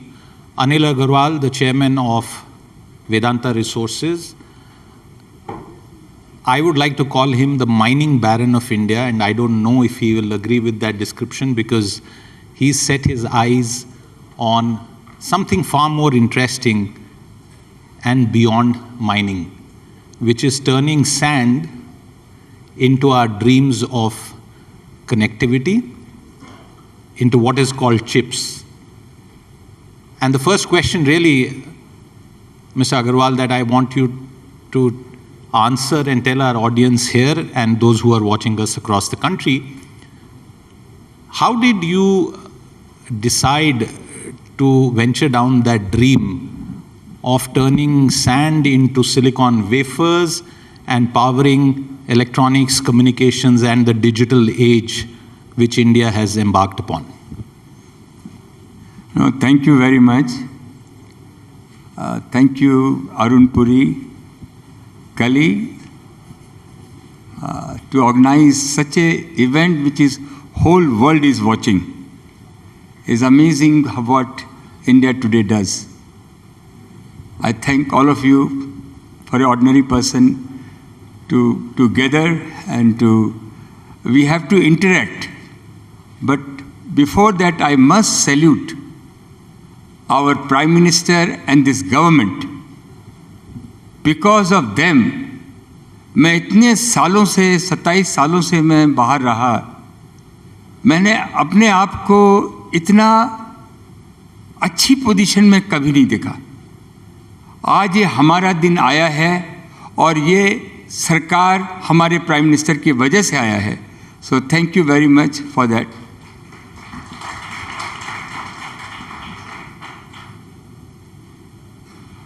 आपने कहा mining, all is mine. Everybody is mine. That's how I look at it. So, मेरे दिल में कभी भी नहीं रहा कि पैसा कमाना है, या शुरू में तो पैसा ही चाहिए था, लेकिन जैसे जैसे टाइम गुजरता गया, कुछ डिफरेंट करने का, कुछ कर गुजरने की इच्छा हरदम रही, और जो भी काम किया उसमें इतनी ज़बरदस्त तकलीफ़ें आई हैं, आप उसका विश्वास नहीं कर सकते हैं। इतनी मैंने काम चालू किया,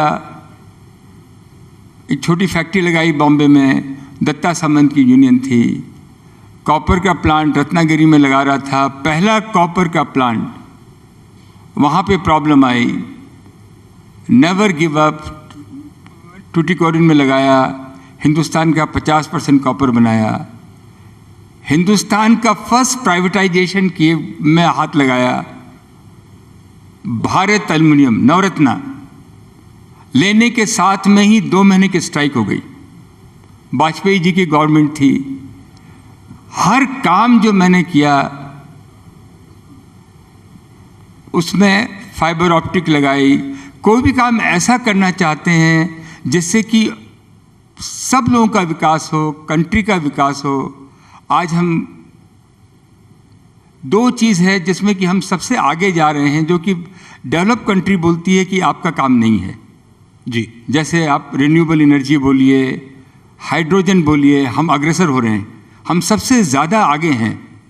आज चिप्स डेवलप कंट्री बोलती है आप नहीं लगा सकते हैं, ये हमारा काम है, आप प्रोडक्ट बनाओ।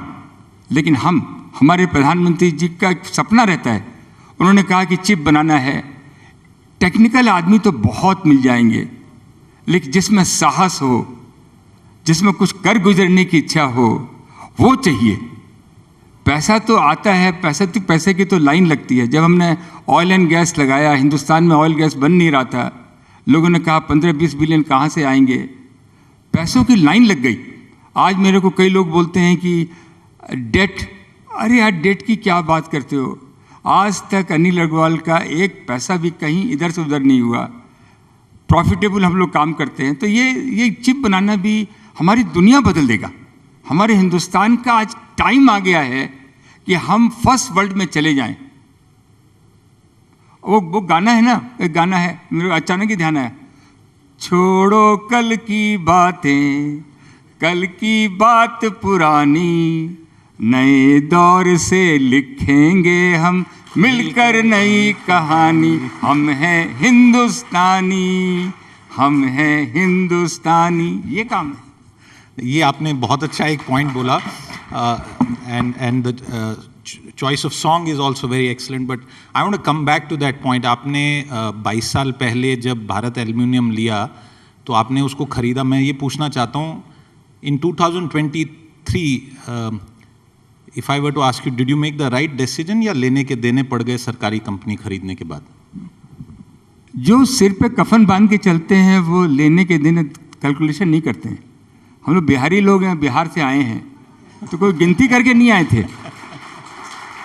क्या खोया क्या पाया, लेकिन कुछ कर गुजरेंगे।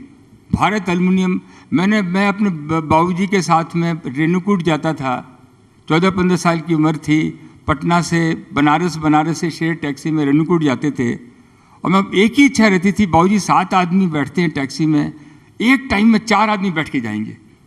और रेणुकूट की फैक्ट्री जब देखता था तो आंखें चकाचौंध हो जाती थी कि एल्युमिनियम की ऐसी फैक्ट्री हो सकती है।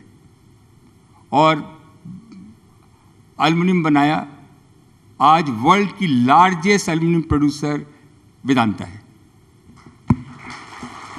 जब आप आगे बढ़ते हैं तो ईश्वर साथ में देता है आपके। वहाँ कैलकुलेशन नहीं है, हमारे यहाँ कैलकुलेशन है 2 से 2 4 हुआ, 4 से 4 8 हुआ। वहाँ आपकी इच्छा, आपकी मंशा क्या है, अपने लिए है कि सबके लिए है, वो देखी जाती है। तो लेने के देने तो लगता था, बट आज बाल्को जो हमने ली थी तो 1 लाख टन की थी, आज हम 6 लाख टन माल बना रहे हैं और 10 लाख टन माल अगले साल बनाएंगे। बहुत अच्छा लगता है। आज छत्तीसगढ़ की नाक है, हम जान हैं बाल्को। जी, आपने हिंदुस्तान जिंक भी लिया है, but I want to come back to the issue of your plans for semiconductors. On the 19th of January in Davos, you had told us that the groundbreaking ceremony of the plant will happen in 30-40 days. And the plant, as we all know, is happening in Gujarat, outside of Ahmedabad. That is the plan that has been announced. And Maharashtra was very upset. So at least tell us now, what is the status, when is the groundbreaking happening, and वहाँ बनाएंगे क्या? ये अपने हिंदुस्तान को हम लोग first world में कैसे लेके जाएं? क्योंकि हमारे यहाँ जो क्षमता है, जो हमारे यहाँ व्यापारी है, जो हमारे यहाँ एंटरप्रेन्योरशिप है, जो लगन है, जो रिस्क लेने की ताकत है, आज गवर्नमेंट समझ रही है। तो जब मैं सिलिकॉन वैली जाता था, 50% इंडियन थे, सारी दुनिया को चलाते थे। एक ही तमन्ना रहती थी कि हिंदुस्तान में एक सिलिकॉन वैली बननी चाहिए, उससे बड़ी बननी चाहिए। बात भी उसके सामने करनी चाहिए जो समझे, नहीं तो लोग पागल बोलेंगे। लेकिन मन में तमन्ना थी। जब इस गवर्नमेंट की इच्छा हुई कि हम ये सिलिकॉन वैली बनाएंगे, तो मैं सबसे ज़्यादा अग्रसर रहा, सबसे ज़्यादा आगे रहा। ये सिलिकॉन वैली का मतलब क्या है? सिलिकॉन वैली का मतलब है, चिप्स का मतलब क्या है? आपका heart which is a power, आपका mind which is a chips, और आप जिससे देखते हैं वो है ग्लास। ये सारी दुनिया को बदल रहा है। और इलेक्ट्रॉनिक बहुत इंपॉर्टेंट चीज़ है। हर चीज़ में सिलिकॉन वैली काम आती है, चाहे प्रोडक्शन बनाना है, आर्टिफिशियल इंटेलिजेंस है। तो ये हमारे इस गवर्नमेंट का सपना, हमारे मंत्री भी बहुत अच्छे, अपने जो IT के मिनिस्टर हैं अश्विनी वैष्णव, बहुत स्ट्रांग है। तो इनका सबका सपना रहा। और हम लोगों ने मोदी जी के साथ में मैं जापान गया था, तो 5 साल पहले वहाँ एवेंस्ट्रेट बोल के एक जापानीज़ कंपनी थी। दुनिया में खाली 4 कंपनियाँ ही इलेक्ट्रॉनिक ग्लास बनाती हैं, सेमीकंडक्टर का प्रोडक्ट। एवेंस्ट्रेट हमने ली, जिसकी फैक्ट्री जापान में, कोरिया में और ताइवान में थी। करीब 4000 आदमी काम करते हैं। उससे हमें बहुत कॉन्फिडेंस आया। हम ऑलरेडी ग्लास में थे क्योंकि हम ऑप्टिकल फाइबर बनाते हैं। मेरी बहुत इच्छा है कि घर घर में कनेक्शन ऑप्टिकल फाइबर का हो, और हिंदुस्तान गवर्नमेंट का यही मंशा है जी कि पूरे देश में, चाहे वो एजुकेशन हो, ट्रेडर हो, मीडिया हो, फाइबर ऑप्टिक में। तो हम ऑलरेडी ग्लास में थे जी। तो आप सबका बहुत बड़ा सहयोग चाहिए। आप सब लोग तैयार रहिए, क्योंकि हम सस्ता माल बनाएंगे, अच्छा माल बनाएंगे, इनोवेशन करेंगे। 100 कंपनियों ने हम लोगों के साथ में MOU साइन किया जापानीज कंपनी में, टू क्रिएट ए क्लस्टर। कम से कम भी 700-800 कंपनियां और आएंगी, आप जैसे लोग आएंगे, क्योंकि हमारे प्रोडक्ट जो बनाने में प्रॉफिट नहीं है, लेकिन ये फंडामेंटल रॉ मटेरियल है जिससे कि आप जो चाहे वो बना सकते हैं। तो सपना देख लिया है, आगे बढ़ गए हैं, अब आगे बढ़ गए तो थोड़ा टाइम, आपने कहा 40 दिन में इनॉग्रेशन करने वाले थे। हमारे Modi ji is always in hurry, but ये अप्रूवल लगती है, वो अप्रूवल लगती है। हमारे जो ऑफिसर्स हैं गवर्नमेंट के, वो देखते हैं 5 साल के बाद कोई फाइल नहीं खुल जाए उसको पक्का रखते हैं, वो करते रहते हैं। जो भी टाइम लगाएंगे, जब हम लोग तैयार बैठे हैं, आगे बढ़ रहे हैं, हम लोग अच्छी तरह से करना चाहते हैं, ये काम पक्का होगा। लेकिन जब भी होगा, ये एक सपना जो हिंदुस्तान ने देखा है कि हम हर जगह पीछे रहते थे, आज रिन्यूएबल में, आज इलेक्ट्रॉनिक में, सेमीकंडक्टर में हम दुनिया से आगे जा रहे हैं। जी जी। तो गुजरात हमने सेलेक्ट किया है,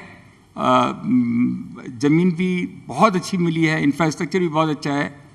होपफुली बहुत जल्दी, हम तो कोशिश कर रहे हैं 2-2.5 साल में प्रोडक्शन हो, साथ साथ में जो इकोसिस्टम है वो भी साथ साथ में डेवलप हो। जी, आपने स्टार्ट में ये कहा कि India is in a sweet spot. एक सवाल जो मैं आपसे पूछना चाह रहा हूँ, आपके बारे में नहीं, बट एक पिछले दिनों में एक वाकया जो चला, अडानी समूह को लेके काफ़ी चर्चा हुई about their debt and their financing एंड कई सारे मुद्दे उठाए गए। आपको क्या लगता है कि ऐसी चैलेंज क्या केवल एक समूह विशेष तक है, और is it a larger issue with respect to our story? देखिए, ये तो चलता रहेगा। हमने देखा है अमेरिका में कोई भी बिजनेस चला, आईटी बिजनेस चला, बैंकिंग बिजनेस चला, कुछ आगे जाते हैं, कुछ पीछे जाते हैं, कुछ के डेट कम होते हैं, बेसी होते हैं। लेकिन ये जो पहल हुई है, जैसे कि 100 बड़ी कंपनियां खड़ी हों, 1000 कंपनियां नंबर 2 में खड़ी हों, वो टाइम हिंदुस्तान का आ गया है।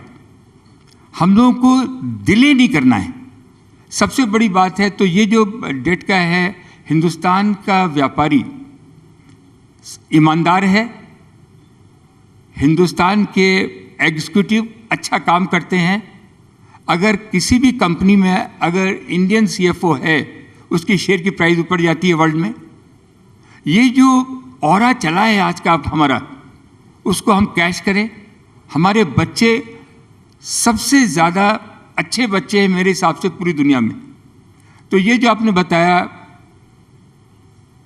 लोग हिंदुस्तान को आगे आने नहीं देना चाहते। आप विश्वास रखिए, हिंदुस्तान आगे आएगा तो हज़ारों लोगों के आंसू निकलेंगे। बहुत सतर्क होकर हमको आगे बढ़ना है, क्योंकि और कोई जगह ही नहीं है दुनिया में जहाँ की लार्जेस्ट डेमोक्रेसी है, जहाँ की कोई, दुनिया में आप बाहर जाइए ना, सब रो रहे हैं, सारा एक ही हो गया है, मी और मी। एक टाइम आएगा वो अपने बच्चों को भी ध्यान नहीं देते हैं, मेरा ही ध्यान रखो। आज हिंदुस्तान ही एक ऐसा है, अपने परिवार को साथ लेके चलता है, अपनी फैमिली को साथ लेके चलता है। ये बहुत बड़ा कारण बनेगा जिससे कि हम दूसरे अमेरिका बन जाएंगे। मेरे को इसमें कोई डाउट नहीं लगता है। ये जो आपने बताया अडानी का 100 कंपनियां आएंगी। आपके डेट पे भी सवाल उठे हैं। There have been questions on your debt and your ability to raise financing as well in the recent past. आप देखेंगे तो ये तो बात, ये तो मैंने कहा ना, लोग कहते रहते हैं। आपको मैं अगर गिनाना चाहूँ तो मैंने ऑयल एंड गैस में आज $22 बिलियन लगाए, $22 बिलियन कैश। मैंने एल्युमिनियम में $17 बिलियन लगाए हैं, जिंक में $20 बिलियन लगाए हैं, iron ore, steel, ferrochrome, optical fibre, तो मैंने तो $100 बिलियन लगाए हैं। टोटल डेट, हर जगह का डेट लेके देख लीजिए तो मेरी 13 बिलियन की डेट है। 5 बिलियन मैंने लास्ट ईयर कमाए हैं, अगले साल 10 बिलियन कमाऊंगा। लोग मौका खोज रहे हैं कि कैसे, एक भी पैसा आज तक कोई डिफॉल्ट नहीं हुआ है। मेरे पिताजी ने मेरे से वादा लिया था, मेरे दादाजी ने वादा लिया था कि किसी का पैसा भी रखना नहीं है। तो ये बात, तो जो आदमी आगे बढ़ेगा उसके पीछे से लोग खींचेंगे। हम लोग तो दारा सिंह की कुश्ती देखते थे, जब तक मार नहीं खाता था वो दारा सिंह, तब तक दूसरे को मारता नहीं था।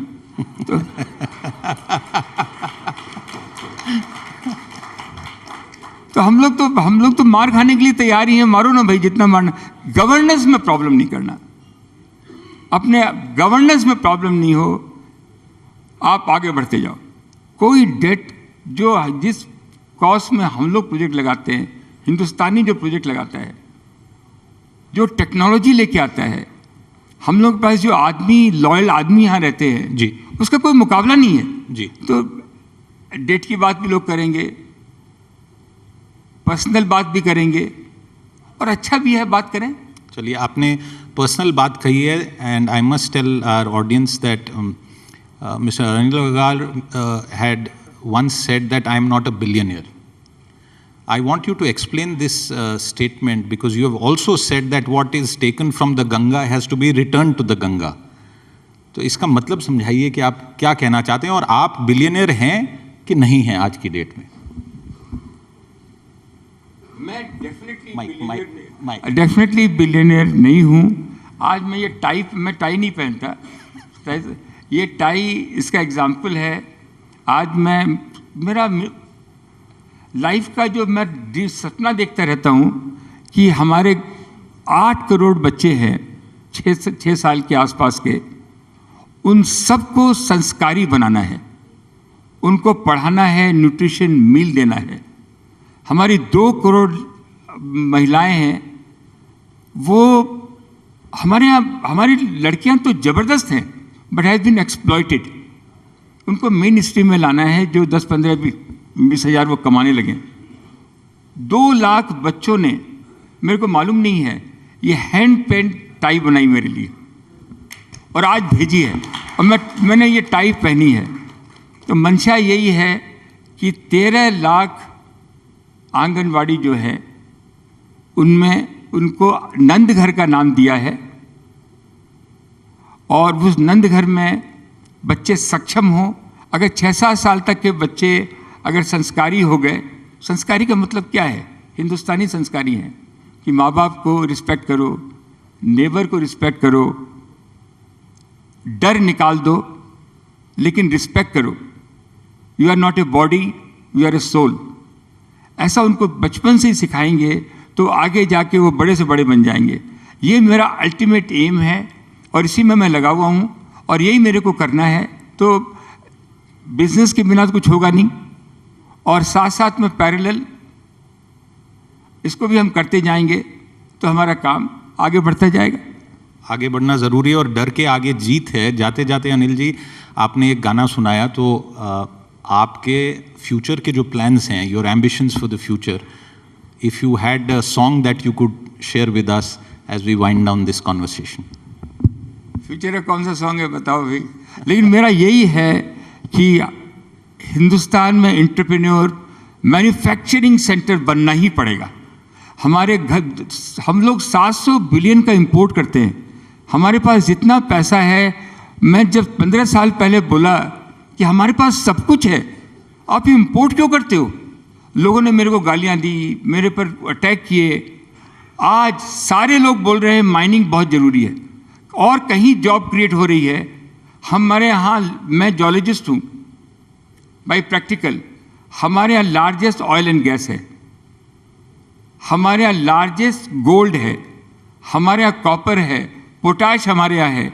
अभी आप देखिए उड़ीसा 5,000 करोड़ उनका रेवेन्यू था, हमने उनको परस्यूट किया, बात की, आज उनका 50,000 करोड़ रुपया रेवेन्यू हो गया है। उनको पता नहीं चल रहा रुपया मैं कहाँ खर्च करूँ। राजस्थान एक ऐसी जगह है जहाँ की धरती में ऐसी कोई चीज़ नहीं है जो इंपोर्ट कर रहे हैं वो नहीं है। उसको हम बाहर निकाल के लेके आएँ, चाहे वो पत्थर हो, चाहे ऑयल हो, गैस हो, कॉपर हो, एनीथिंग, और उसमें जितना एम्प्लॉयमेंट डेवलप होगा, आप देखिएगा हमारा हिंदुस्तान 90% मिडिल क्लास हो जाएगा, 90% मिडिल क्लास हो जाएगा। और हर स्टेट में जिस तरह की आज प्रतिभा चल रही है, आप देखिए, आज हम टैक्स का पैसा देते हैं, बहुत सारा पैसा पब्लिक सेक्टर में चला जाता है। हमको इतना डिस्क्रिपेंसी रहती है, प्राइवेट सेक्टर जाती है गवर्नमेंट में, उसका बिहेव, और गवर्नमेंट की कंपनी जाती है उनका अलग रहता है। जी, गवर्नमेंट हैज़ नो बिजनेस, हमारे प्राइम मिनिस्टर जी ने कहा है कि no business to be in a business. ये कंपनियां, कम से कम भी जो गवर्नमेंट की कंपनियां हैं, 3-4 गुना प्रोडक्शन बढ़ा सकती हैं, हम एक भी आदमी को रिट्रेंच नहीं करेंगे पब्लिक सेक्टर से जी, और उनको भागीदारी भी देंगे जी, तो मेरे को लगता नहीं है कोई डिस्प्यूट होगा। ये आज हमारा समय है, एक ही चीज़ करनी है, हमें समय बर्बाद नहीं करना है। समय बर्बाद नहीं करना है और हमारा समय भी इस सेशन का समाप्त हो गया है। आपने गाना नहीं सुनाया, शायद जाते जाते अगर आप मेरे से सहमत हों तो आपको ये पंक्तियां याद आ रही होंगी, सरफरोशी की तमन्ना हमारे दिल में है, देखना जोर कितना बाजुए कातिल में है। क्या बहुत बहुत धन्यवाद Anil Agarwal, thank you very much for your time. दिल में है, देखना है जोर कितना बाजुए कातिल में है। Thank you very much for your time. Thank you. Thank you, Mr. Agrawal. Ladies and gentlemen, please raise a warm applause as I call upon Mr. Amar Sinha, CEO, Radico Khaitan, to come up on stage and present a small token of our appreciation to Mr. Agrawal. Ladies and gentlemen, this session was brought to you by National Internet Exchange of India.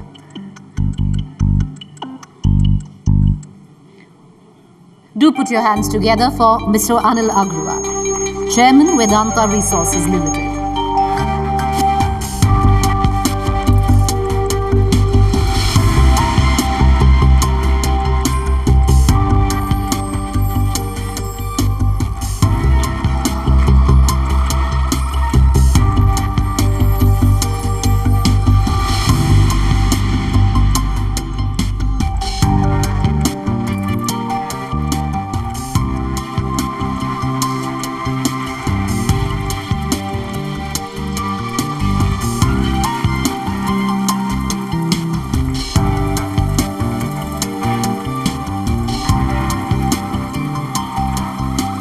What we are going to do, ladies and gentlemen, now is to break for a 45-minute lunch. Lunch is served at the Shah Jahan and the Mumtaz Hall. We'll reconvene with our post-lunch session. Vehicles can be environmentally friendly. Renewable energy can be stable. Our modern lives can be sustainable for the planet. Let's change our perspective and not take our resources for granted. Hitachi is inspiring the world through digital and green technologies. Hitachi social innovation is powering good. Can I tell you my dream? We want to make people happier by connecting machines to everything. Hitachi is collaborating with Suntory Beverage and Food Limited to provide products that are safer by tracking them individually. And by connecting building equipment and optimizing healthcare digitally, we will provide a more comfortable and healthier life. People can be happier when they're digitally connected. Oh, I'd love to be connected.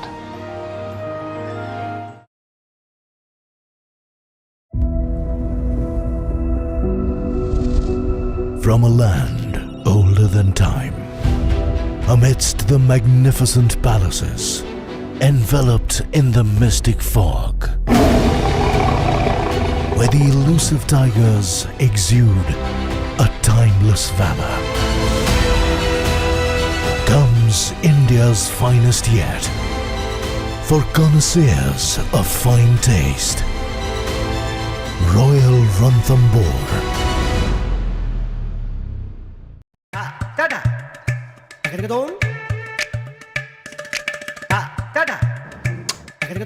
Mixed pickle. Mango.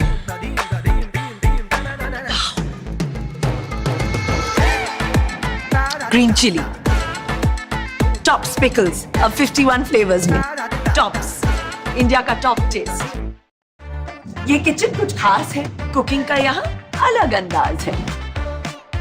कभी दिल दही बल्ले की wish करता है, तो कभी ये सालसा करता है. पिज्जा पास्ता अपना जादू दिखाता है. और शेजवान सॉस देखो कैसे रंग जमाती है. देसी क्या चाइनीज में भी यहाँ तड़का पड़ता है. दिल कभी रेड कभी ग्रीन चिली पे मरता है. तो आज ही टॉप सॉसेस की वाइड रेंज घर लाएं और हर दिन कुछ नया बनाइए. टॉप्स, इंडिया का top taste. We dared to see India differently to build a better life for you. You deserve a fulfilling life. Your smile inspired us during the pandemic. We delivered the knowledge to the curious ones. We wish for your dreams to fly as our flights do. Now 1.3 billion Indians can explore the world of opportunities. We are here, transforming tomorrow, today. We are NEC. We dared to